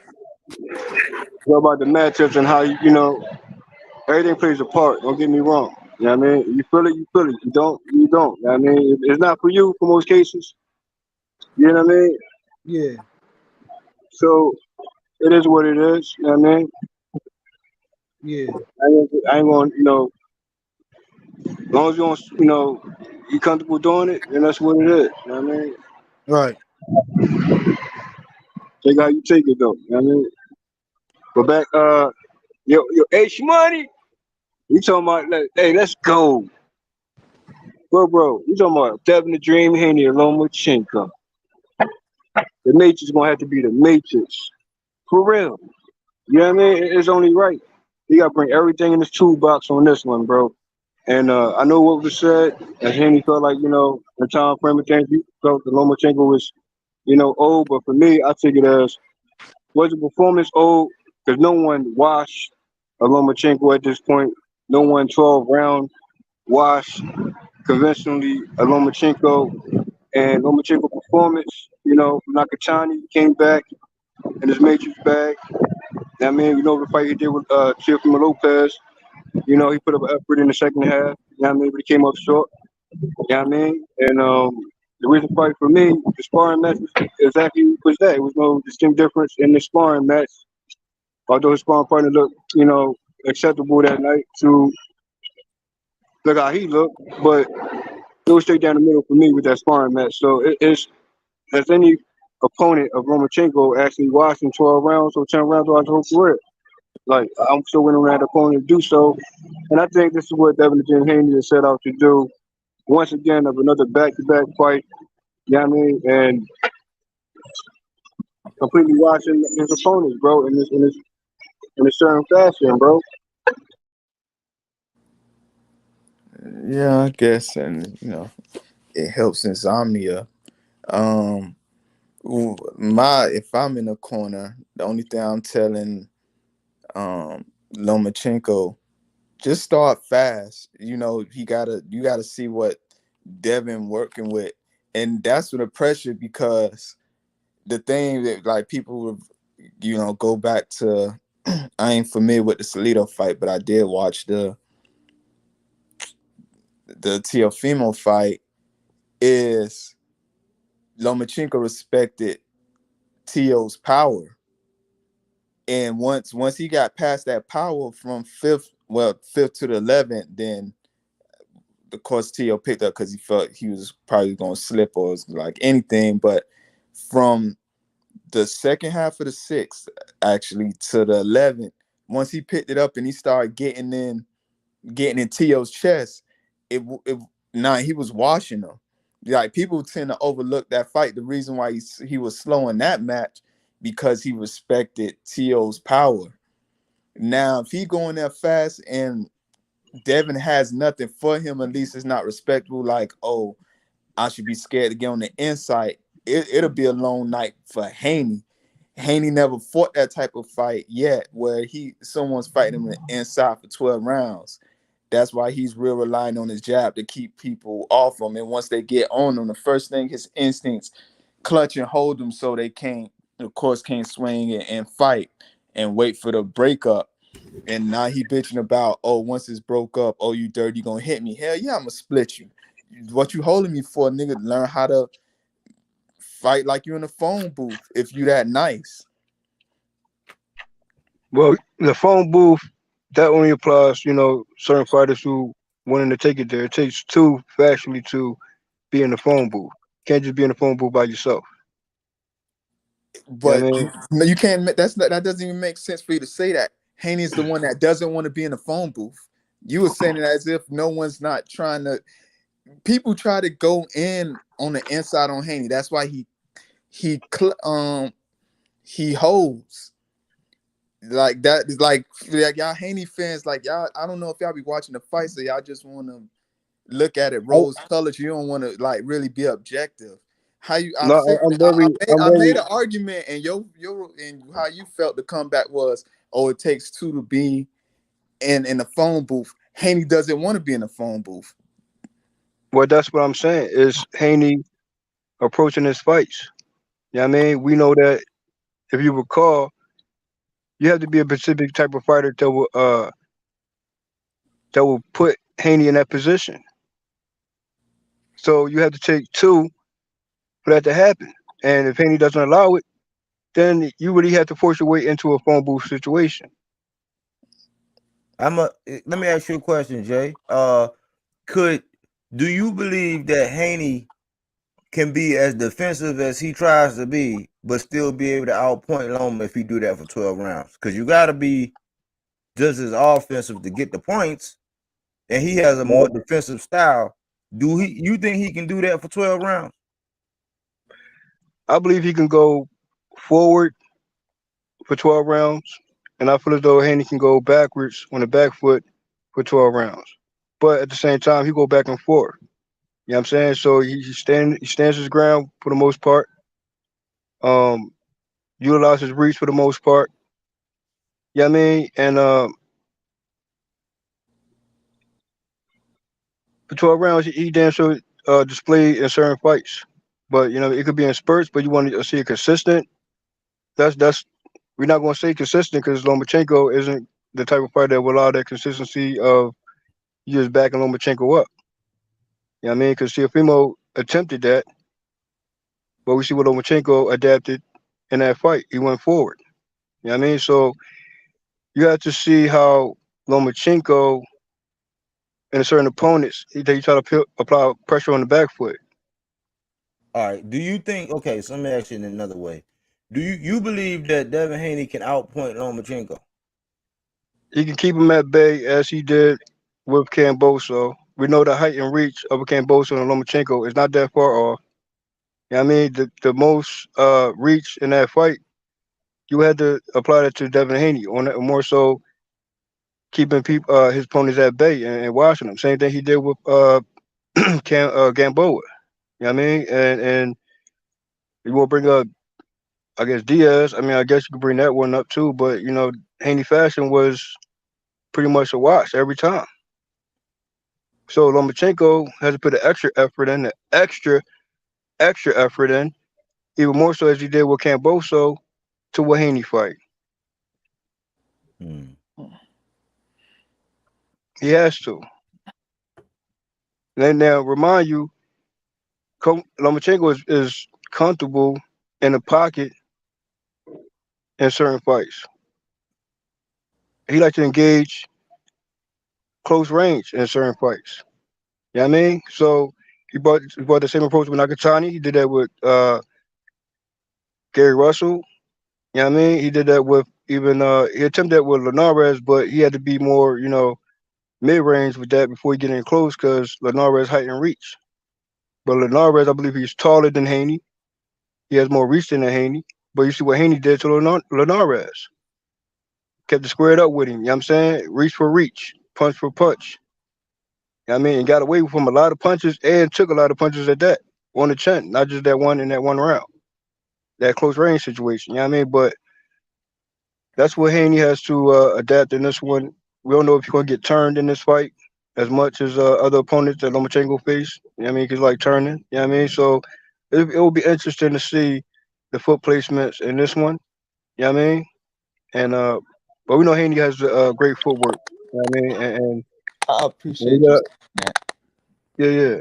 I mean, I mean, specifically about the Linares, because one of my biggest gripes, not with Haney, more so the higher guns and other fans, when they speak of his defense, I could say that overrated because I objectively, you know, criticize like because when people compare when they fantasize about the fight with him and Tank, oh, he gonna just dodge and slip every punch from Tank for 12 rounds. Like, no, Devin gets hit, and that's why we want people to acknowledge and accept. Like, it's not also right. I ain't even cut you off, bro. Also, I want to highlight this. Before Haney shoulder injury, how was he approaching his fights prior to that shoulder injury, bro? When he Was it hurt more on his the shoulder, defensive side or more of an offensive side? I Do you didn't know he recall hurt that? his shoulder. Well, I would say, man, when you do that, you got to consider a level of competition because the Santiago fight, I could even say in the first 3 rounds, Santiago was banging him with that right hand. You know what I'm saying? The first, so you got to consider when you consider that he's more offensive against the lesser gifted offensive fighters. Would you agree with that? Say it again, bro. I'm saying we got to consider the level of competition when he was more offensive because you can afford to be a little bit more offensive with the lesser gifted offensive fighters. You talking about pre-injury? Yes. So that when he did that to Santiago, right? I mean, that was his first fight over here. He was undefeated, but he was over there, I think, in Puerto Rico. In them first 3 rounds, he was landing that right hand on Devin Haney. But at the same time, Devin figured it out, made his adjustments, and he was able to be, more offensive. But you can afford to be more offensive when you're facing lesser gifted offensive people. So I always say this. The reason why T.O. beat Loma was because he had that equalizer and he made Loma put his hands in his pockets. So you got to consider that when you're already a defensive minded fighter, some of the offense that you got goes away with the threat of being hit. So he was more offensive against people who couldn't touch him as good at the level of competition he's facing now. Do you agree with that? I would say I agree with that for the most part. If we're talking about level of competition going forward, and also you got product across the board because we know certain opponents, even at that time, they were just getting started and they didn't even face each other yet. So I mean, who had a harder or more difficult of a challenge during that time frame you referring to? We referring to opponent wise. But Well, I'll now use my everything fighter. is I'll use my fighter. I'll use Tank. All right. Look, when it comes down to Tank, when he fought Pedraza, it was a give and take. Pedraza got in a rhythm. He was throwing. Now, this was a long time ago. He got in a okay. rhythm. He was throwing. Tank was more offensive. But when you fast forward to when he fought Rolly, when he fought Hector Garcia, his offense went down, but he was more selective. He's still the most accurate power puncher in the game, but he was more offensive when he was facing lesser gifted offensive opponents, meaning when he was facing a puncher like Rolly, he was selective. So some of his offense went away because defense took over. What I'm saying is with Devin being a more defensive fighter, some of that offense is going to go away. So some of the things you seen earlier when he was with lesser competition, he was more offensive because he wasn't facing a big of a threat. If you see what happened when in the 10th round when Linares got him, he went to clinching because he got caught. He found himself on the inside, uncomfortable, got clipped, and he had to get his composure. So he held for the 11th round. Most of the 11th round kind of gained his way back in somewhere in the 12th, and he was able to edge it because he dominated the earlier fight. That was an older Linares who had already been stopped. There was an older Gamboa who already been stopped. Both of them guys were stopped before and after him.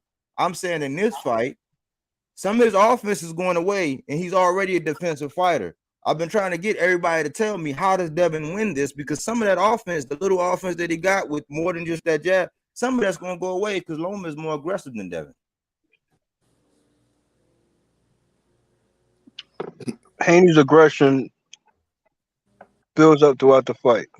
You know what I'm saying? But he starts off, calm, sees what he's going to do, but he picks up his aggression, right?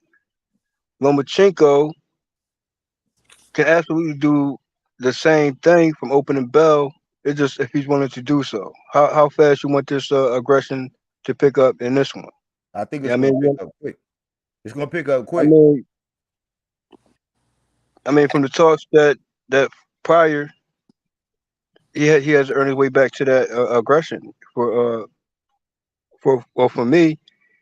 Knowing, I mean, he could be on the back foot starting off, and then Haney get to him, It depends on the aggressive level there. So Because Loma, no, I'm not going to interrupt you, but let me tell you this. Loma said, "Oh, y'all know that he got a jab. I know he got a jab too." So he basically was saying, "Hey, you're gonna have to have more than that."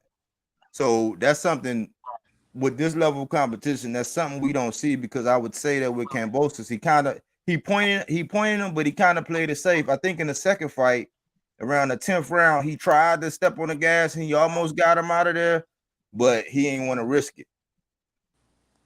Yeah, he didn't want to open himself up. Yeah, he didn't want to open up. It's a zero-sum game to sum it all up. If you're going to give more to something else, you got to take from the other. So if he's going to be an ultra defensive, not trying to get hit, then that means he's going to trade off giving offense. When you offensive, you opening yourself up for counters or to be hit. So it's like, I guess if I'm being objective, if I'm on the Haney side or whatever, it'll have to be a good balance, but he gonna have to like be risky because he gonna have to get Lomachenko's respect early because that was the difference maker with the Tio fight because once even you admitted it, Jay, once he got comfortable, he started getting in Tio's chest. He was looking ugly. Shoot, Tio left the fight looking worse than the people brush over that, but Tio left that fight looking worse than Lomachenko. Yeah, Loma got off to a very late start, but when he got clicking, and Tio face didn't look that great. You know what I'm saying? It was a hit, but in the 12th round too. But yeah, you know what I'm saying? Yeah, he got clicking later on, but a lot of people already done brought this up. You know what I'm saying? It's obvious that what neutralized Loma. I don't know if Loma sees that same. He's going to see that same threat in Devin. I mean, that's a different opponent, bro. Yeah, I mean, like Tio is a different mentality than the Devin the Dream Haney, especially in stylishly wise, completely different. That's why even when that matchup is still on the table for me, and that's gonna be Tio said he told Haney and everyone else, he see their flaws. So we're gonna see when once those fights get made, in the near future. You know what I mean? If he's still seeing the kinks in certain opponents. And Tio has to follow through of what he sees. Likewise with other fighters. You know what I mean? So you can say what you see, but you got to be in the ring to actually see it. You know what I mean? So I feel as though Haney has a style that's still perfecting, bro. I think he's gonna switch up more of his style in this one because Lomachenko gonna have to switch up his style more in this one. So it's gonna be some interesting moments in this one. Yeah.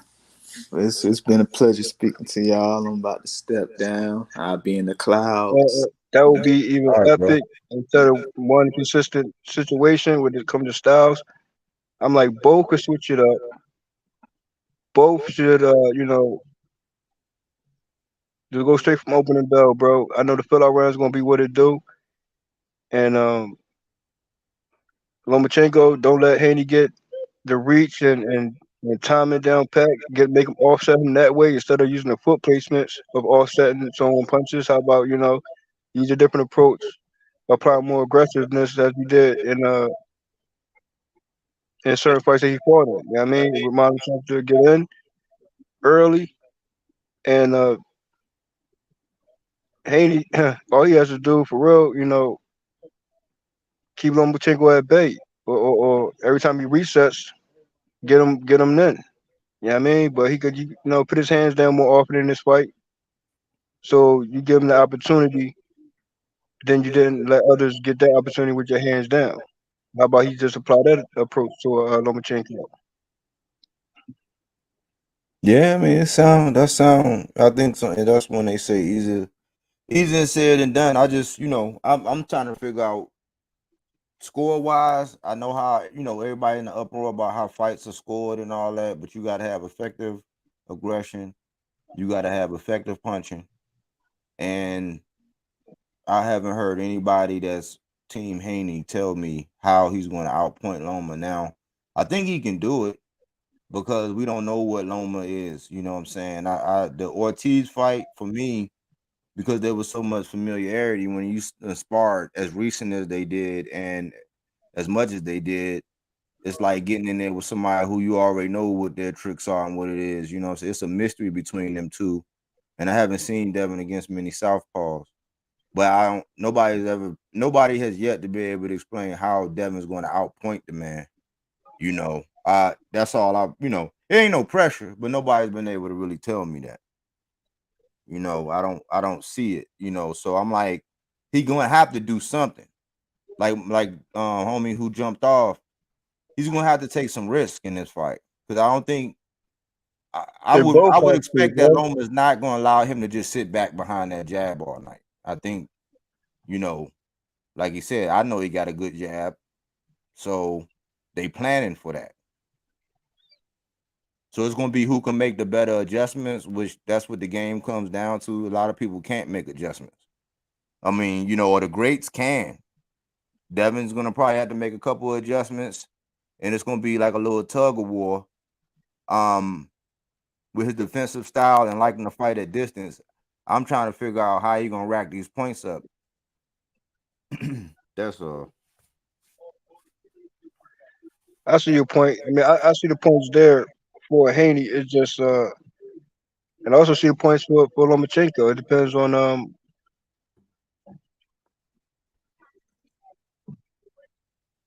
getting in close and exchanging. It's all about exchanging in this one. Like they have to have exchange galore, touch to the power. You know what I mean? You want to see if Haney's pillow fisted or not. You know what I mean? Lomachenko has been dropped before, and I won't be surprised if Haney drops him. You know what I mean? But at the same time, Lomachenko has a certain type of power to him too to drop a Haney.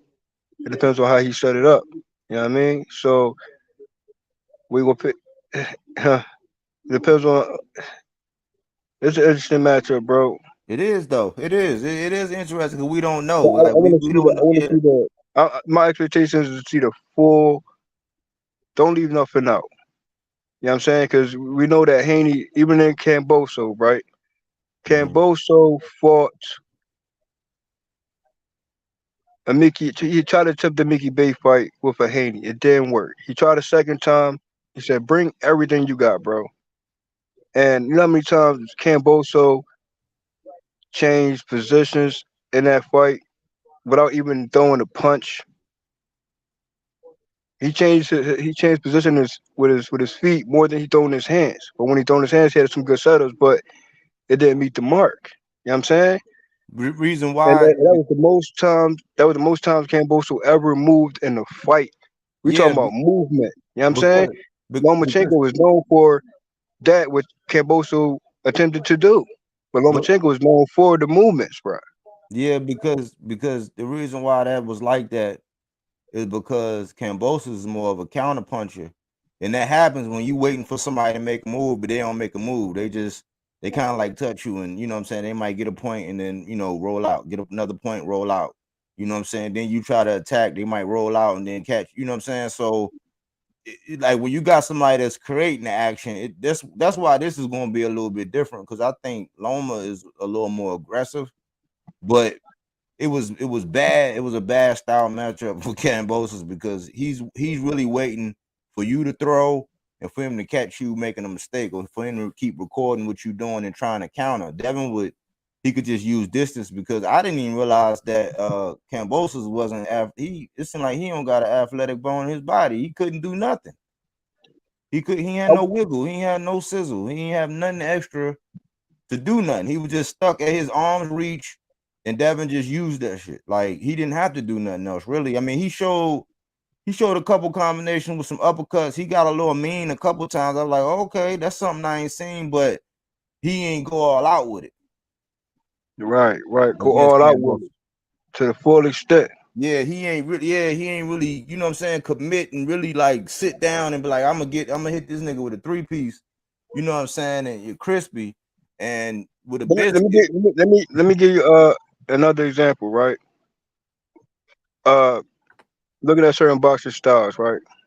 This for me. If I put Carl Frampton, Lomachenko, and Camboso, can you see or your viewpoint when it comes to those three? And we're talking about aggression, effective punches, and willing to engage. Yeah, I mean, more so in stylistically wise, knowing how Camboso, his name is fierce, and he brings the fierce in this fight. But we know how if you know Carl Frampton, correct? Yeah. And you know how he dealt with a longer reach fighter, and how or the fighter he fought actually was a run back fight, and how he said, you know, he went to engage no matter what the reach was, and he was connecting. Mm-hmm. You know what I mean? Carl Frampton. So what would you think about Carl Frampton's style compared to a Camboso style to a Lomachenko style? Because I'm always putting those three, you know, in that same type of pocket. But Lomachenko has more. You'll consider him more of a more superior boxer, but you'll have Carl Frampton more of a battle tested. But Camboso is like in between. But what's your thoughts on those three style wise? I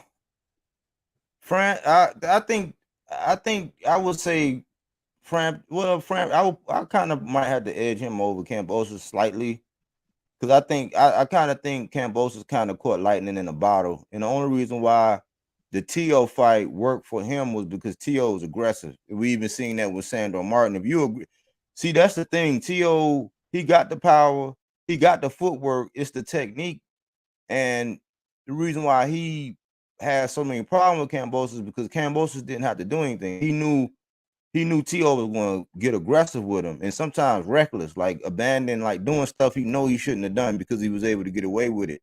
And all he had to do was wait and counter because he knew right where he was going to be at.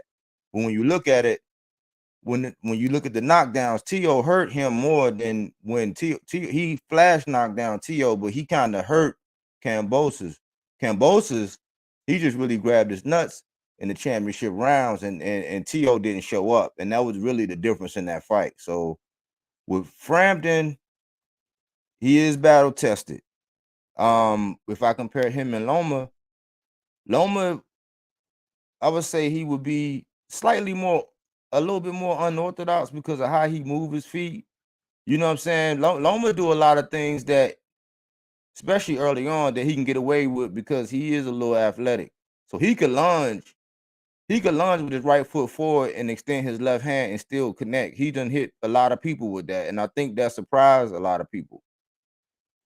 So, I mean, that's kind of how I see it.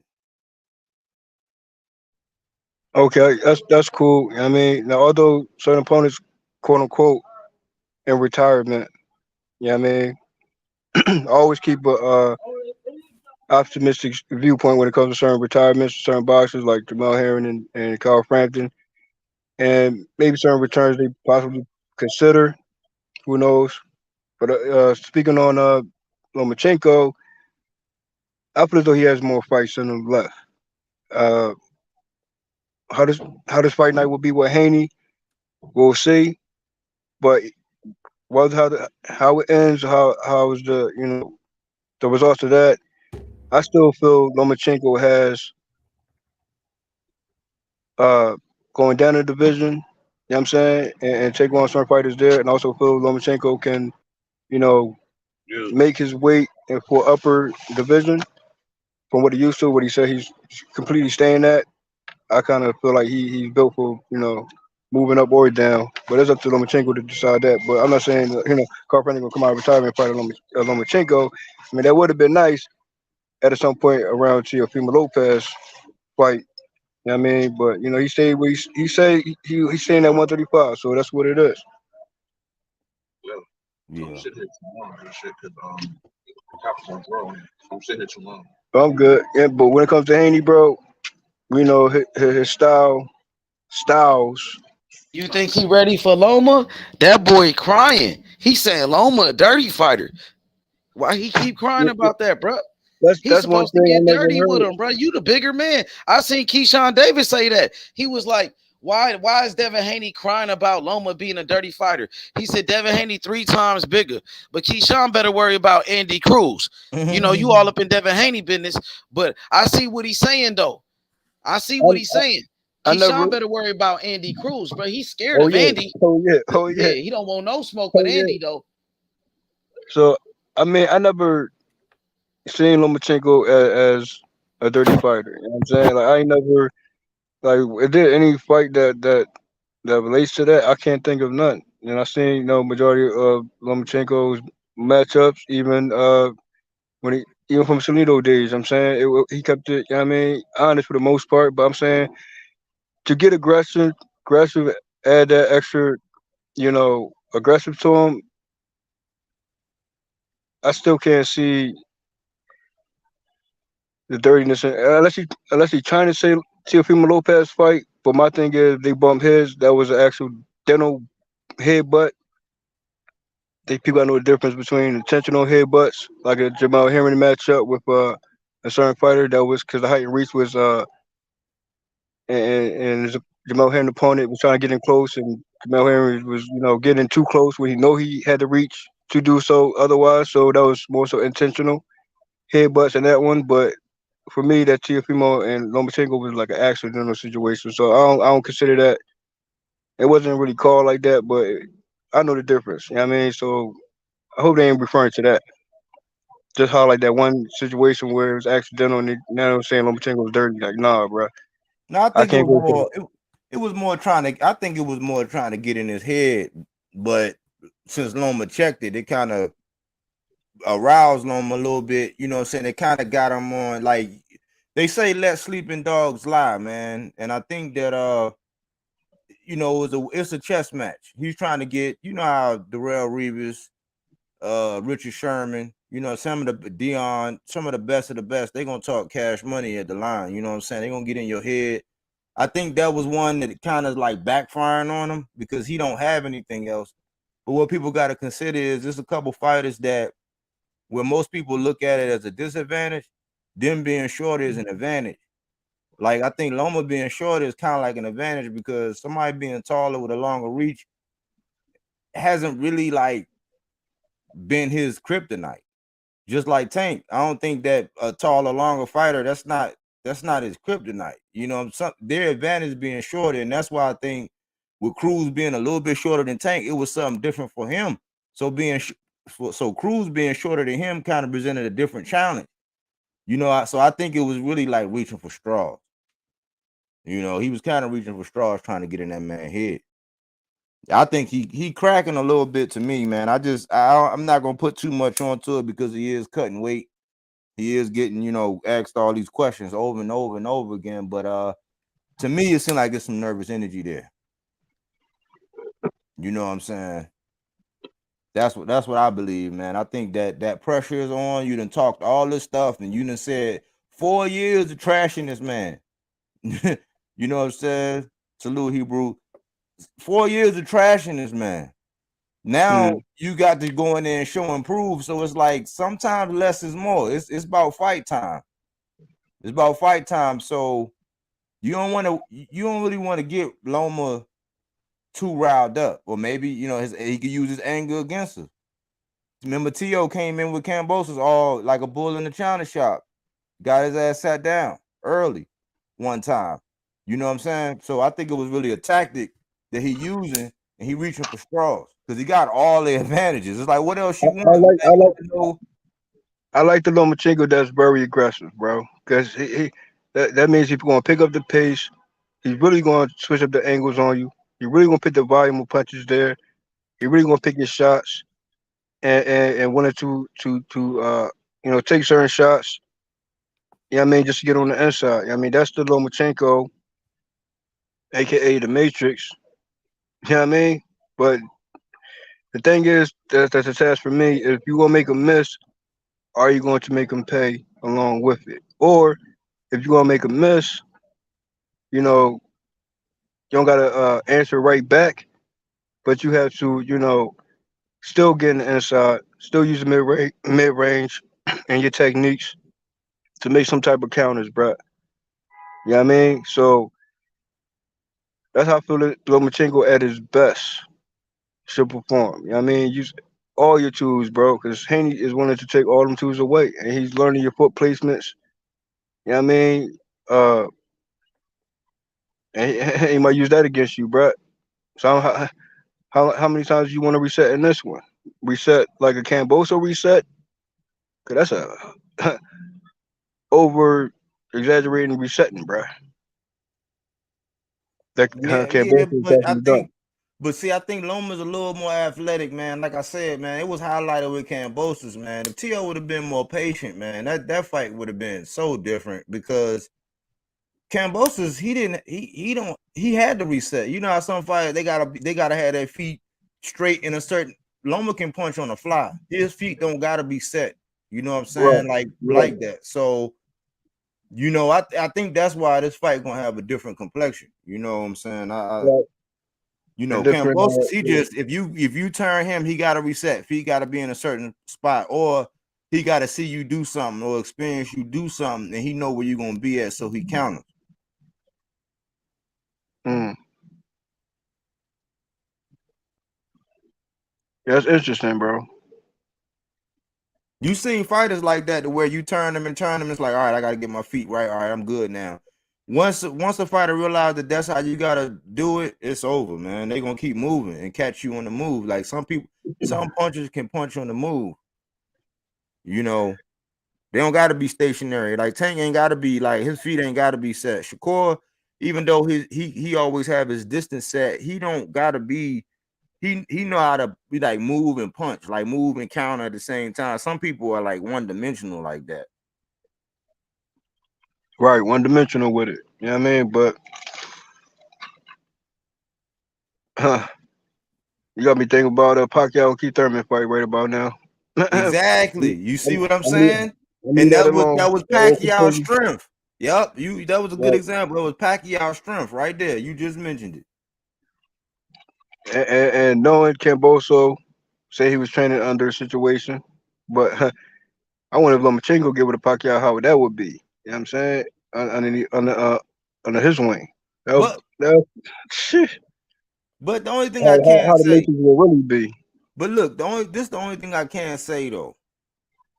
The jab that Devin got, or what power he do got, it got to at a minimum be respectable. You know what I'm saying? It kind of got to be respectable, even though I would say, would you say Loma is the most aggressive fighter that he's going to be fighting? Is this the most aggressive one? So far, yeah. If I do it, opponent wise. You know what I mean, I would say I'm kind of skeptical on Lomachenko aggressive, knowing his aggression could go all the way there. Get there. Once you get there, the tempo, everything that you're looking for will show up. You know what I mean? The angles will get you'll work the angles even better and give Haney, a chance to, move him, circle him around. You know what I mean? And pick your shots. Only reset when you need to, bro. If we're gonna be square up, it's gonna be problems for Lomachenko. But he gotta keep the angles going, keep the success rate going. You know what I mean? Don't overdo it. Step in, step out. Use the matrix on the going out tip. You know what I mean? And avoid the punches like that. And get the most success out of that angle and retreat and keep. You know what I mean? That's the only way you're gonna pick your shots off. You know what I mean? Yeah, I think it's gonna be a fast pace. I think The Loma gonna pace, try to put the always the pressure pace. cooker on. It's gonna Right. be a high But tempo Haney is fight. built for that. Haney is built for that pressure though, bro. That's another angle too, because he picks up steam. He picks up his aggressiveness. You know what I'm saying? But you gotta get him there too. That's what I'm saying. Like this one right here, it has to it has to spark in a certain round. And when you know that spark okay, then you know you locked in. You know what I mean? Like I'm in my zone, you in your zone, and work with your best attributes. You know what I'm saying? But many chicks in this fight if he can. Yeah, I mean, and get him that way. So he done it in his other fights. I don't see why he can't do it in this one. Yeah, I mean, Yeah, I a lot say more on chicks in paper the he trade. should. I say on paper he should, but I believe that what makes this fight even more interesting because it's almost like, at least verbally, it's almost like he downplaying Loma. Which I mean, you know what I'm saying? We don't know what Loma we getting. We don't know. We can't really. How can you judge really against the Ortiz joint when he was gone and out of the loop? You know what I'm saying? But I'm gonna take him for his word, bro. He said he's gonna go all the way there with it, bro. I don't expect nothing less. That's my hey, I expectation. don't either. I know this is last bite of the apple. He got to sell out. That's what I'm saying. That's what kind of make it's like you want to defang that snake. You don't want to like rile it up and back in it. You know what I'm saying? It's like that's why I say all the trash talking and all that shit. Like you getting this dude riled up. So another example, I don't think Carl Frampton went out the way he should compared to his previous fights with Heron. I'm like, hold up, bro. This ain't the Carl Frampton. Unless the reach and shout out to Jamal Heron and everything, he did what he did. But I'm like, did he really meet the Carl Frampton? Did he really go all out?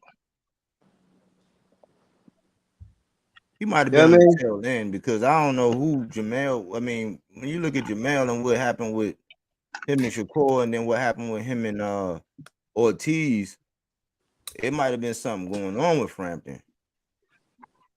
I mean, I just bring that up. You know what I mean, just cause certain fights, I'm like,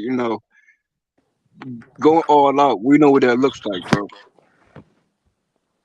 Especially when you follow these boxers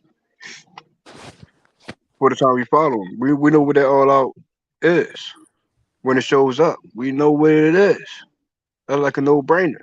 You know what I mean? And when you see someone underperform, we gotta take considerations what might have been transpired with injuries or you know what I mean other variables just comes to mind with that. But like you said, there's no excuses, right? So knowing you're going into this fight and if it is your last or contemplating your last, and Carl Frampton was saying, he's pointing at retirement.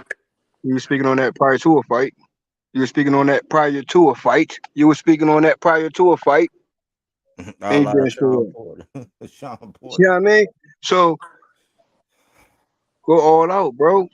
If it is, but I feel as though he can continue. Yeah, I got him going all out. I got him going all out. He not going. He gotta grab the bull by the horns, man. And Devin gotta. I think Devin gonna show us. He gonna have to show us a plan B or a plan C. He gonna have to implement some adjustments. And jab wise, statistically, Devin Haney's at 24.8% connect rate, and Loma's at 24.3, 0.5%, less than a 0.5% difference on the jab percentages. So, got to be realistic when we talking about these stats. Because when I looked at the stats and I broke them down, these guys are neck and neck stat wise. But I would have to say Loma might have faced a better competition. It's a sad truth, but it is what it is. Oh shit! So who y'all got? Who y'all got winning the fight? Some days I flip a coin, man. Right now, with the ties changing, man, ooh, it's tough, right? It's tough, man. I mean, I'm kind of with this latest energy, man. I'm kind of leaning on, but I think Devin should be able to get it done if he is who he say he is. My thing is this: Word. all we got to do is act like you're sparring, because that's my thing. All this stuff we hear about sparring, how come it don't translate to the big bright lights? That's my biggest question. Nah, Hey, for real. bro. Hey, bro. Talk that talk, man. I ain't gonna go ahead, bro. That's all it is. Like, that's what I say about, like, when I look at it all, like, Devin, he be getting caught in lies. Yeah, his father's loud and rambunctious. It's like at the core, I already know you're supposed to be the good, wholesome guy, right? you paint this image, you talk about this boogeyman shit and all this spar wars and look at my bloody shirt and I sent him home from sparring. How come that don't translate when them big bright lights come on?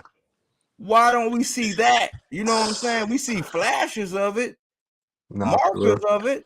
Why we don't see that under the big bright lights? That's my biggest problem. Like, if not, then just be who you are. You a classical boxer. You know what I'm saying? And you box, you outpoint. That's what you do. That's your game. It's some people that made legacies and got into the Hall of Fame doing that. Just own that. Don't try to be something you're not. And that's my problem. Well, here's another thing too. Now, for me, I'm using that what you just said with translate. I'm applying that across the board. Who you going for, Jay? Real quick, I'm gonna go what body work is talking about because that's some body work right there. You know what I mean? To translate that in the ring, that's what certain fighters is. It needs to improve at. You know what I mean? So for me, Haney, as he said it before, he said, I'm not trying to go for the knockout majority of his fights since his injury. You know what I'm saying? And he's willing to outbox or outclass you in another way. So for me, I feel as though Haney actually shown up. You know what I mean? Because he said what he said and he's shown it in the ring and also in the sparring. You know what I'm saying? So I'm not just to elaborate on what you said, you might see it differ because you expect to see, you know, Haney with more knockout situations. But I don't that can go across the board with certain fighters. You know what I'm saying? And that's what you see from a Haney, that's cool. But I'm referring to everyone else.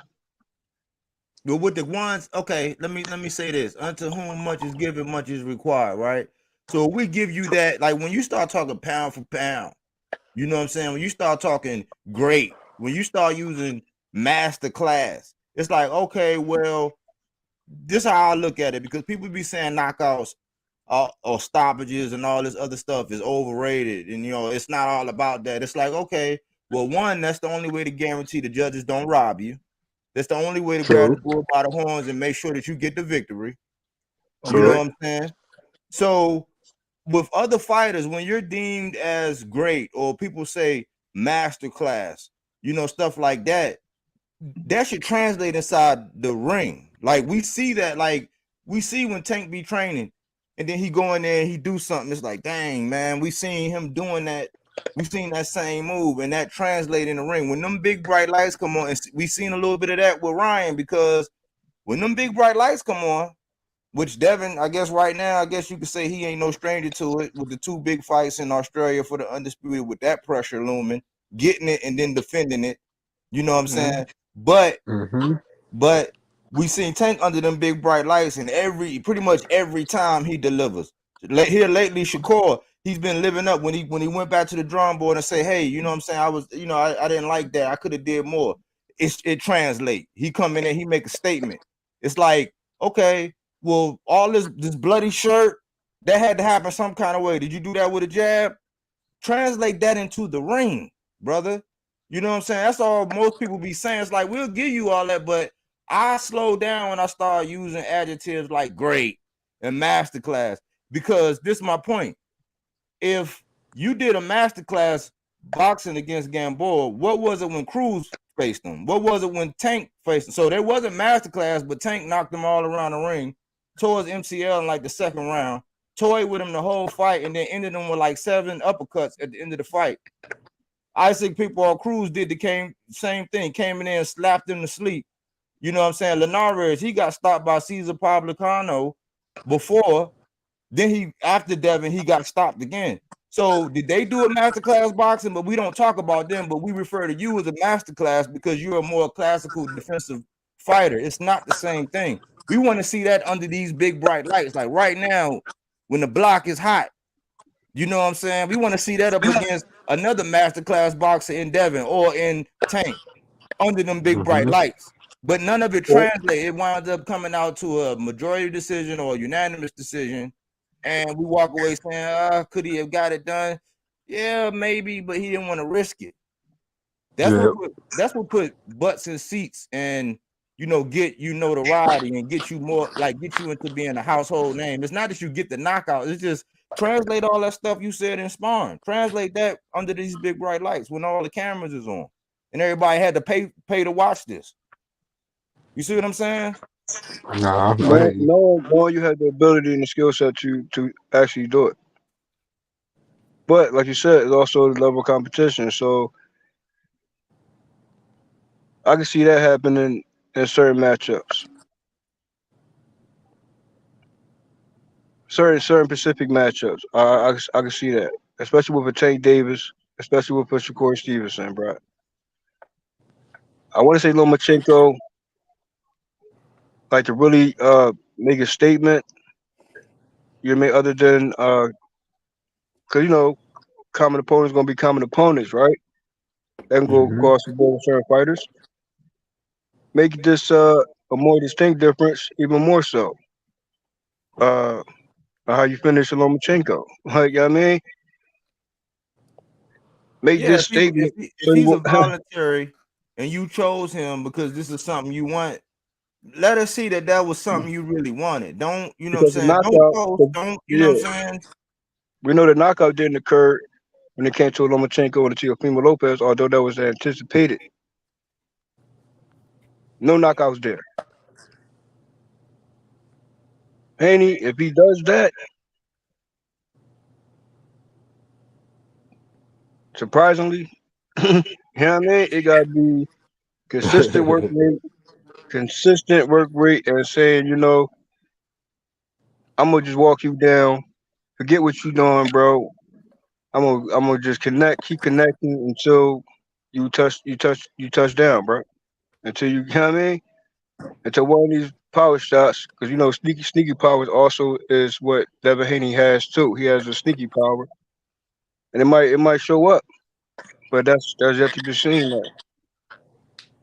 Yeah, It's always possible there. It depends on the angle. It depends on the mentality of the punch. It depends on how you know what I mean. If this the moment's gonna be his moment, and then we're gonna know the moment after, or simultaneously at the same time. Like, okay, that was that moment. Like, okay, he was going for the KO. We pick up on the KO before it gets there. When it happens, we know it's boxing, bro. You know what I mean? We watch some of the KOs, we know it's that hard to. We just know. Let me just say that. That Devin Haney has to convince himself in his mind, like, okay, I don't go for knockout usually, but let me really zone in on that one. Let me get my angles right. Let me get my power shots right. You know what I mean? yeah, Certain that's how I fighters, see it. Out of certain I fighters, see it. That's how I see it. I see it mostly a point back. certain fighters, right, has that level of punching power, right? And they ready to beat you to the punch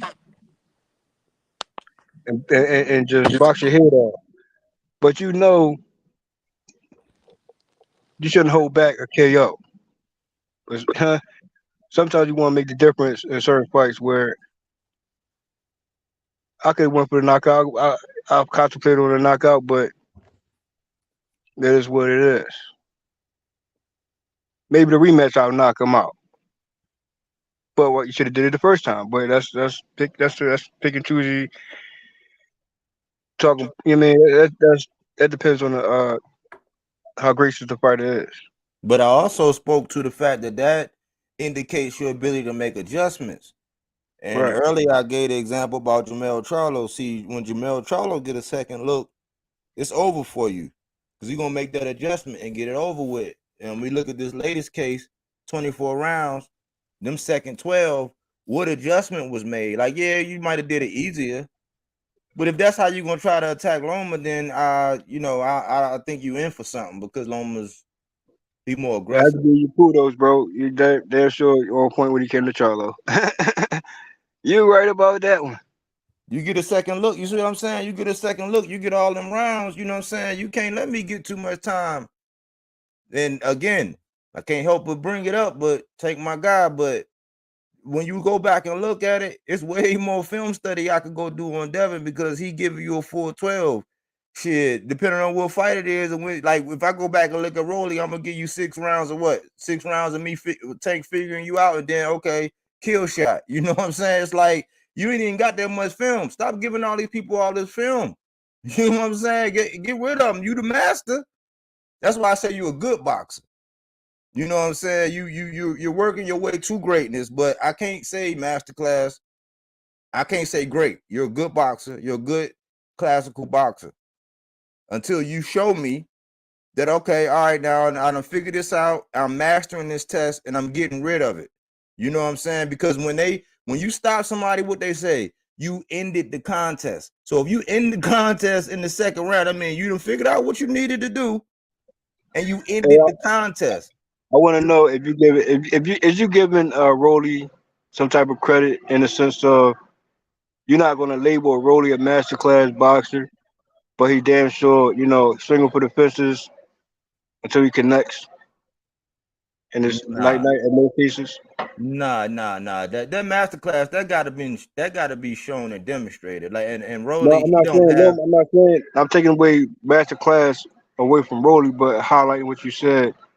What makes the masterclass we need to do with Rolly is kind of already shown and displayed in certain fights that he did, even in the certain short amount of rounds he fought from the fights he had, swinging for the fences, getting a knockout. Certain accuracy he has with that, certain unique timing he has with that. But his style ain't master class. But speaking on the master class, right.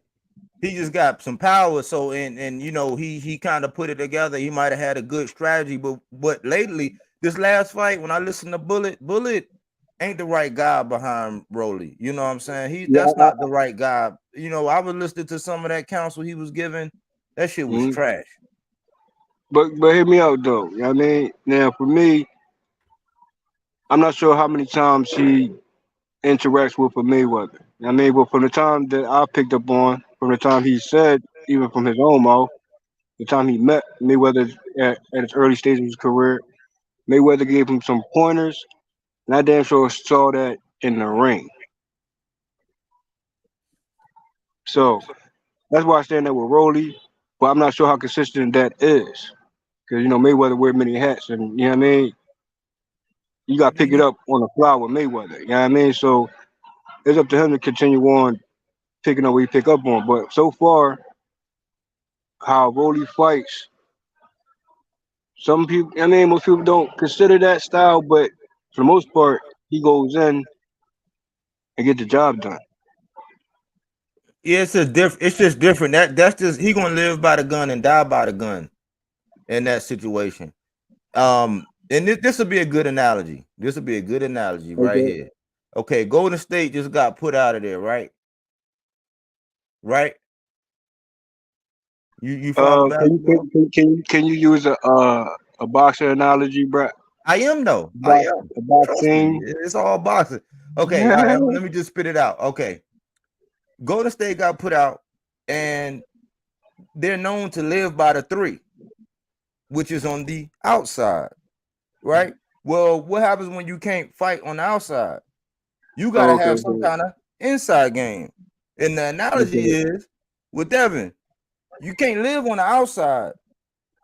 You got to have an inside game, which means you got to be able to make an adjustment or you're not going to win. And sometimes when somebody knows that that's your strategy, when you're going to try to live on the outside, you know what I'm saying? If you don't make adjustment and try to figure out how to win on the inside, you're going home.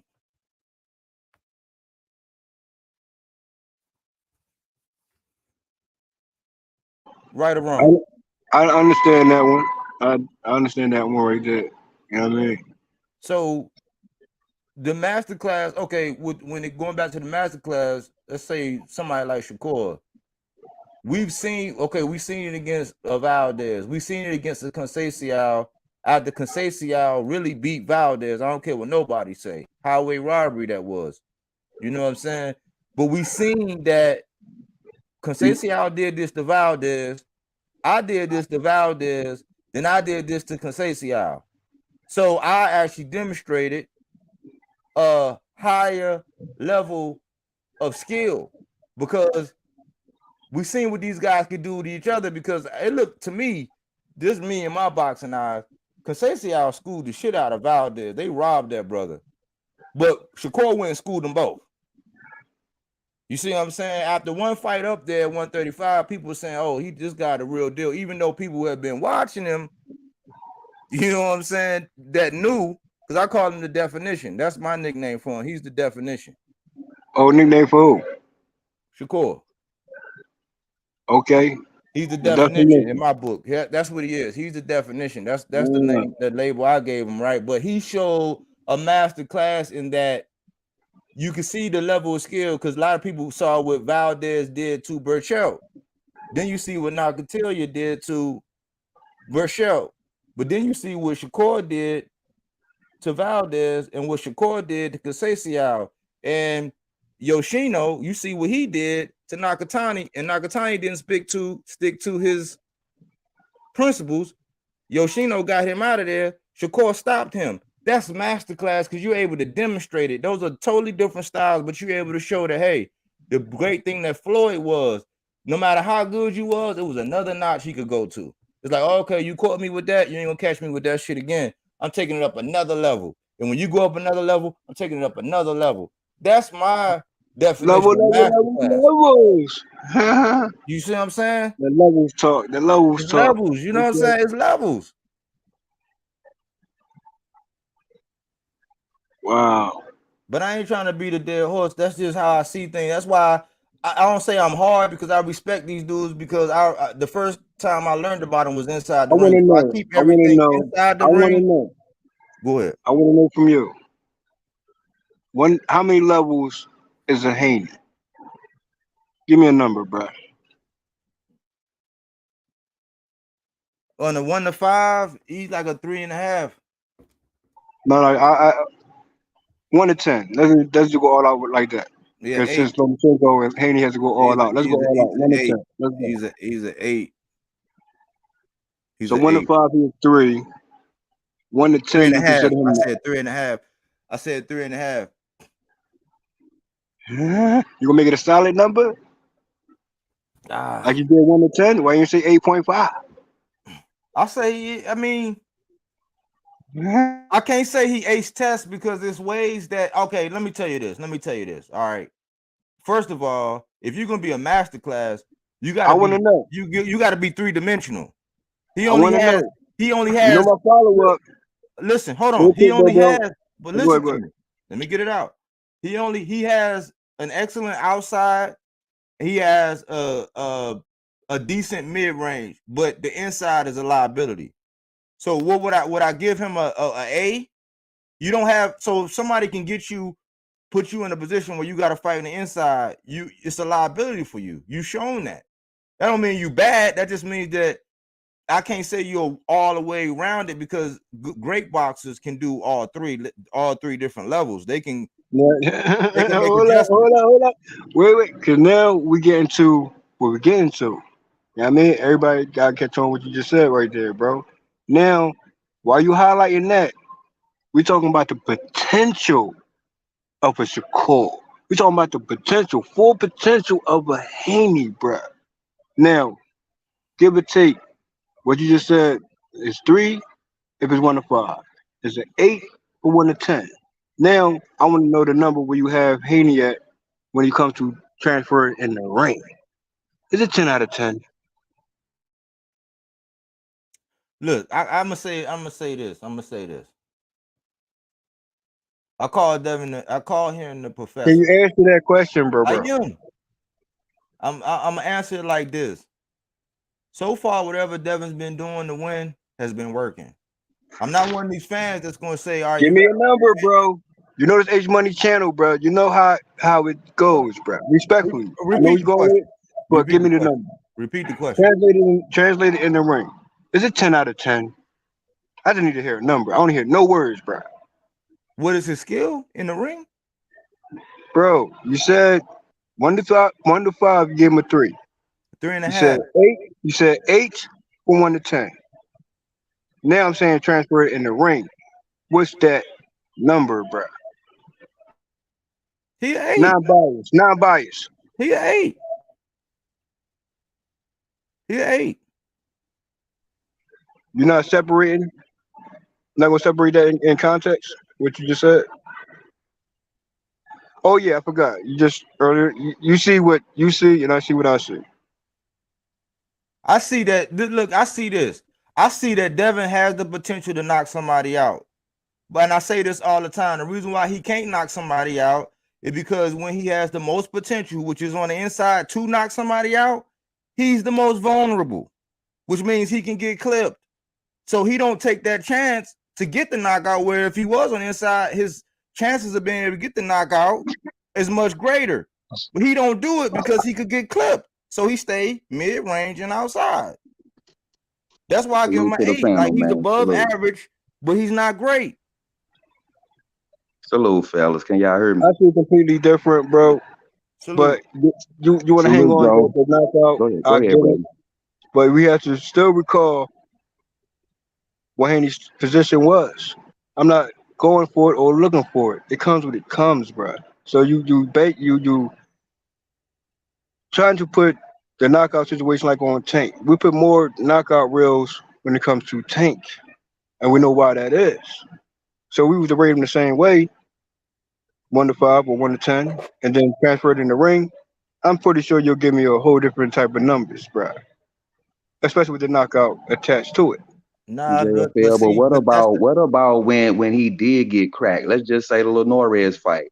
You give him a 10 for clinching and running around the ring away from the man. You give him a 10 for that.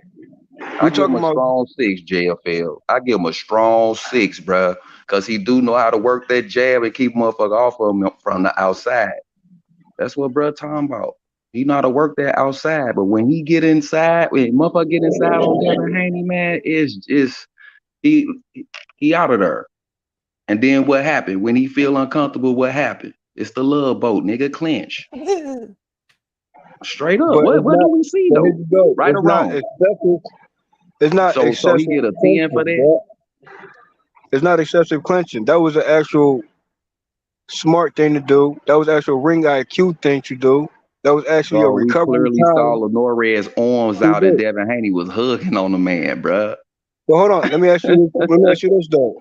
Was harder shots that Haney took in the Linares fight prior to that Pacific round? You gotta have to say in other rounds, Linares swung just as hard or just as effective as he did for that brief knock. It was not even a knockdown. Yeah, good defense. He was moving around the ring and stayed to the outside away from him and still scored. What we talking about? No. Hear me out, bro. I said there was other harder shots prior to that clip. That could have resulted the same way. 1, 2, 3. Wasn't no clip. That was. I'm talking about in other previous rounds, bro. In previous rounds, I just said, JFL, if he was listening, he put the work in. He stayed to the outside. That was the inside situation as well. But he can't live in there. That's what I'm saying. Okay, now we getting somewhere. Now we trying to say live in there. Right now, when you say live in there, I know what you mean by that. Do you know what you mean by that? He could survive in there. Okay. He could survive in there, but he can't live in there. He can't thrive in there. That's not his thriving spot. He can't thrive in there. So when have you seen Devin Haney just stay in the inside toe-to-toe with a motherfucker, like getting down? You say he can't thrive in that situation, bro? I ain't saying he can't. I said when have you saw him in a fight get into the outside, or do he stay to the outside and beat a motherfucker up with the jab and what he get off? I seen both versions of Devin the Dream Haney. What version have you seen? Oh, okay. I just seen the one man they call Devin Haney. I got your checkmate, JFL, because I see. Wait. I got a checkmate. Hey, body work. What's up? You want to go there with the checkmate talk, bro? Do you really want to go there? This is going to have to be a one-on-one. Yeah, I got a checkmate. You sure? You sure about that? What's going on, brother? What's going on, bro? Okay, what's going on, bro? Here you go. You want to go to the checkmate talk. Now, I'm going to say to you is this, right? You can't ever checkmate me because there's still the potential factor that you might want to overlook to checkmate me, but you cannot. Because here you go. Each fight is going to be a mentality of each fight. There's going to be different mentality when it comes to Lomachenko. Hold on, you just said Shakur. each It's fight going to gonna be be a a different mentality. mentality of Hold each on, bro. fight. Now It's explain that, mentality brother. driven, bro. Hold on. And he don't need no help. You know how H You Money do? H I'm Money. H asking you a Money. question on Let what this. you just Hey, said. bro. You We're not said gonna go each there, fight bro. is We're a not gonna fall right now. mentality of each fight. Body work. I Now respect your body explain that work, but JFL listen, I one can take time all for me. that, bro. Now, try to check me any kind of way. Checkmate right You can there. never You go. just No, no, said no, no, each no. fight is the Hey, bro. mentality of each fight, He JFL. going That's to what you acknowledge just said. something that you're Explain not that. acknowledging, so you can't ever check Explain me. that statement. Leviticus. Okay, so don't even try it. Don't piggyback off of that, bro, because you're gonna fail every time. Now, I body work. piggybacked off something you said. You gonna fight? Hey, bro. You gonna listen carefully or listen to the I playback, did. bro? You're not gonna twist I'm up my quite words sure on the here. other two You're not men gonna go heard in what it. you said as I'm talking well. the body work. He said what he said. Okay. Oh man. It's a one-on-one I phone can't bull ask situation that JFL no just questions, occurred right Margie. about I now. see You now. keep game. Okay, so to That checkmate man me, said he you got have the to checkmate ignore. for you. I You're just going asked to you a question ignore about the the mentality of potential. each Hey, fight is the you see how he mentality do? of Hey, each Warren fight. G, you see how he do? You see how he do? Don't What I piggyback, bro. do? Stand What on I your own, do? bro. That question You wasn't for. said Hey, it okay, though. everybody go. Now Try how to many checkmate me. witnesses Try heard you to say that? checkmate me. I'll wait. I'm not even gonna cuss, bro. Okay, so be Cuss quiet that. and let body work do his check. You bet you the whole time you talking, you know. All right, but I Jay, asked you a question hold up. though. Hey, You body couldn't work. answer Since y'all about what ass you easy said. work, we're not gonna Go go ahead, to that body time work. frame and Go things ahead, body. again. Let body work go Because then, you know they keep JFL. coming You and said they you keep was gonna coming every wait. time. So You said hey, you was how about gonna you? wait. How about Let's you wait. get on I'll your wait level? with you. Let's wait Hey, together and let body below work a go. prospect guy. Hey, below a prospect guy. Hold, can you chill for a second, bro? I'm talking to See what body I'm work. saying, You hear man? me talking to some Let body the work man for go. boxing? Why You you hear me? still talking? Okay, no, you You talking, bro. said I you say was this: gonna wait. the potential of the I wanna fighter. wait with you. Now let's be quiet and let body work go. All right. This the thing, right? You gonna try Right. to? Look, Good luck. Cut the man off. I consider this when we come over here, sometimes it be some light sparring, you know what I'm saying? So checkmate, you know what I'm saying? This is what it is. You know, that's a play on words, bro. Relax a little bit. We over here sparring. I'm relaxed, but All you know, right. okay. So let me get it out. Okay, look. When you're known as the Warren G, bigger that's the fighter, second cut off. listen, when you're known as the bigger fighter, right?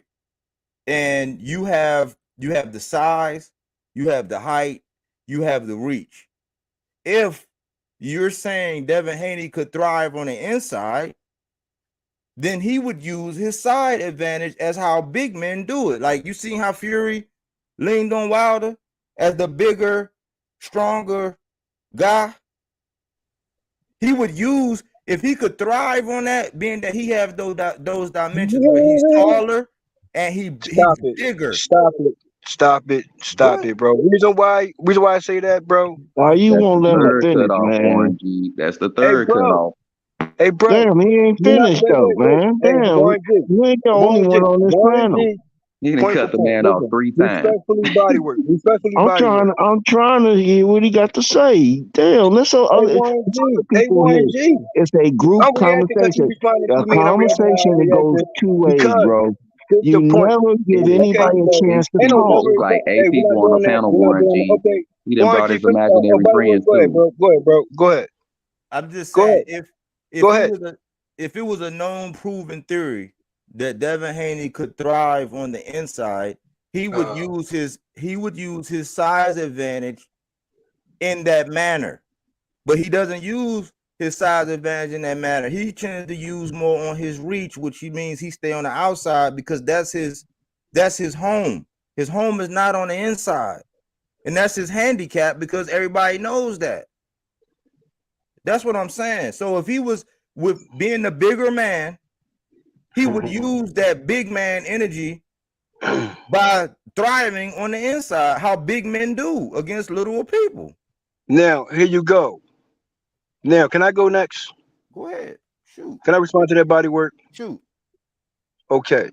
Now, you is not going to sit there and say Fury compared or approach and apply that to a Devin the Dream Haney, bro. That two don't even go together. Not at all. It went over And your also, head. keep it. Hold on, bro. Don't cut me off. Right. Now we talking about clinching, right? We know that Haney don't overly clinch, something that Tyson Fury factually do. Also, inside game, bro. Fury is a outside fighter, bro. He never been more so of an inside fighter himself. He can clinch, he can hug, he can do big man shit. But that's not what Haney is, bro. And not saying he can't do that to smaller opponents. We talking about stylistically wise. You talking about hold on. Learn something, bro. Learn something, bro. There's no checkmate here whatsoever. You can play with words all you want. You can play words all you want, but you're not going to say and give more kudos to a Fury when it comes to over-excessively clinching and then try to downplay Devin the Dream Haney when he factually clinched correctly, bruh. Oh, he clinched correctly. Oh, okay. Facts, though. Okay, Right. don't get me started, bro. The man push him up against the ropes and put his head all in Lenore's chest, right? While Lenore's arms out like, look, Ralph, look what he's doing.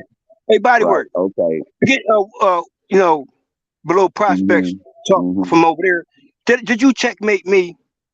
What was up with the tails of the tape? Wasn't Lenore eye level with Devin Haney, or was he shorter, a little man? Bro. Why you talking, bro? I'm talking to body work, my man. I'm talking to body work. How about you learn What's something? What's up with the tails of the tape in the Lenore's fight? And overly missing what the point was. Level? You can never compare the like two. He be clinching like a motherfucker when they eye level. You When say they he can't drive in there. You say he can't drive in there like a Fury can. There's no difference, distinct difference when it comes to that, bro. Ain't no missing shit, bro. So you want to acknowledge it or not? Hold on, Jay. You want to acknowledge it or not? Because you wanted to ignore it and completely ignore it. And enjoy it. I didn't bring up the majority that you brought up, bro. Know the difference, I bro. didn't bring up clinching, brother. Yeah, Warren G. See how my simple questions do this dude. We talking about excessively clinching, bro. I didn't bring up We talking about using big man tactics, bro. I know exactly what that is. They're not gonna put a Fury name next side by side with Haney saying that's what Haney needs to do. And it's all, bro. They don't go together though. So you want to retract right now? You missed something. I ain't missed nothing, bro. Don't miss the point because I got the point totally, bro. It's your words. You pick Fury and you pick Haney. Listen, no. Don't even go together. You missed it, man. You missed it. They don't go together, bro. But nice try. Give me another name. Give me another name. All these little dudes. You want to save yourself with that one? Because you know you ain't checkmate me, bro. You know you didn't checkmate me. So, like I said, a lot of people tried, but they fell hard too. Respectfully to you, though. But I'm saying, give me another name besides the Fury. I'll wait. Why it can't be just Fury? Why I gotta be another name? Give me get another with name. that name. More accurate name. That's like Devin Haney. He know how to clinch, but he ain't doing the big man shit like Fury do, like a lean on a motherfucker. He wanna clinch and dance around the ring. You working on that another name, right? I got it. You see what he did? I got it. Hold on. I got another example. Correct himself. I got another example. There you go. Another example. Go ahead, brother. All right.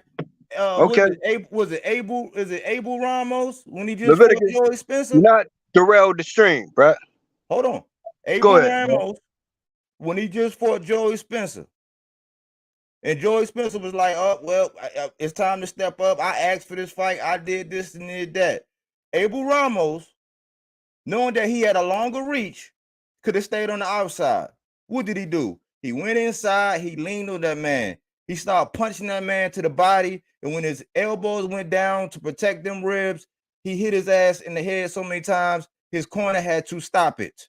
That's big man tactics because he knew he could thrive. He probably could have survived because he had the reach advantage over Joey Spencer. He was the taller, longer fighter, but he leaned on him, brother.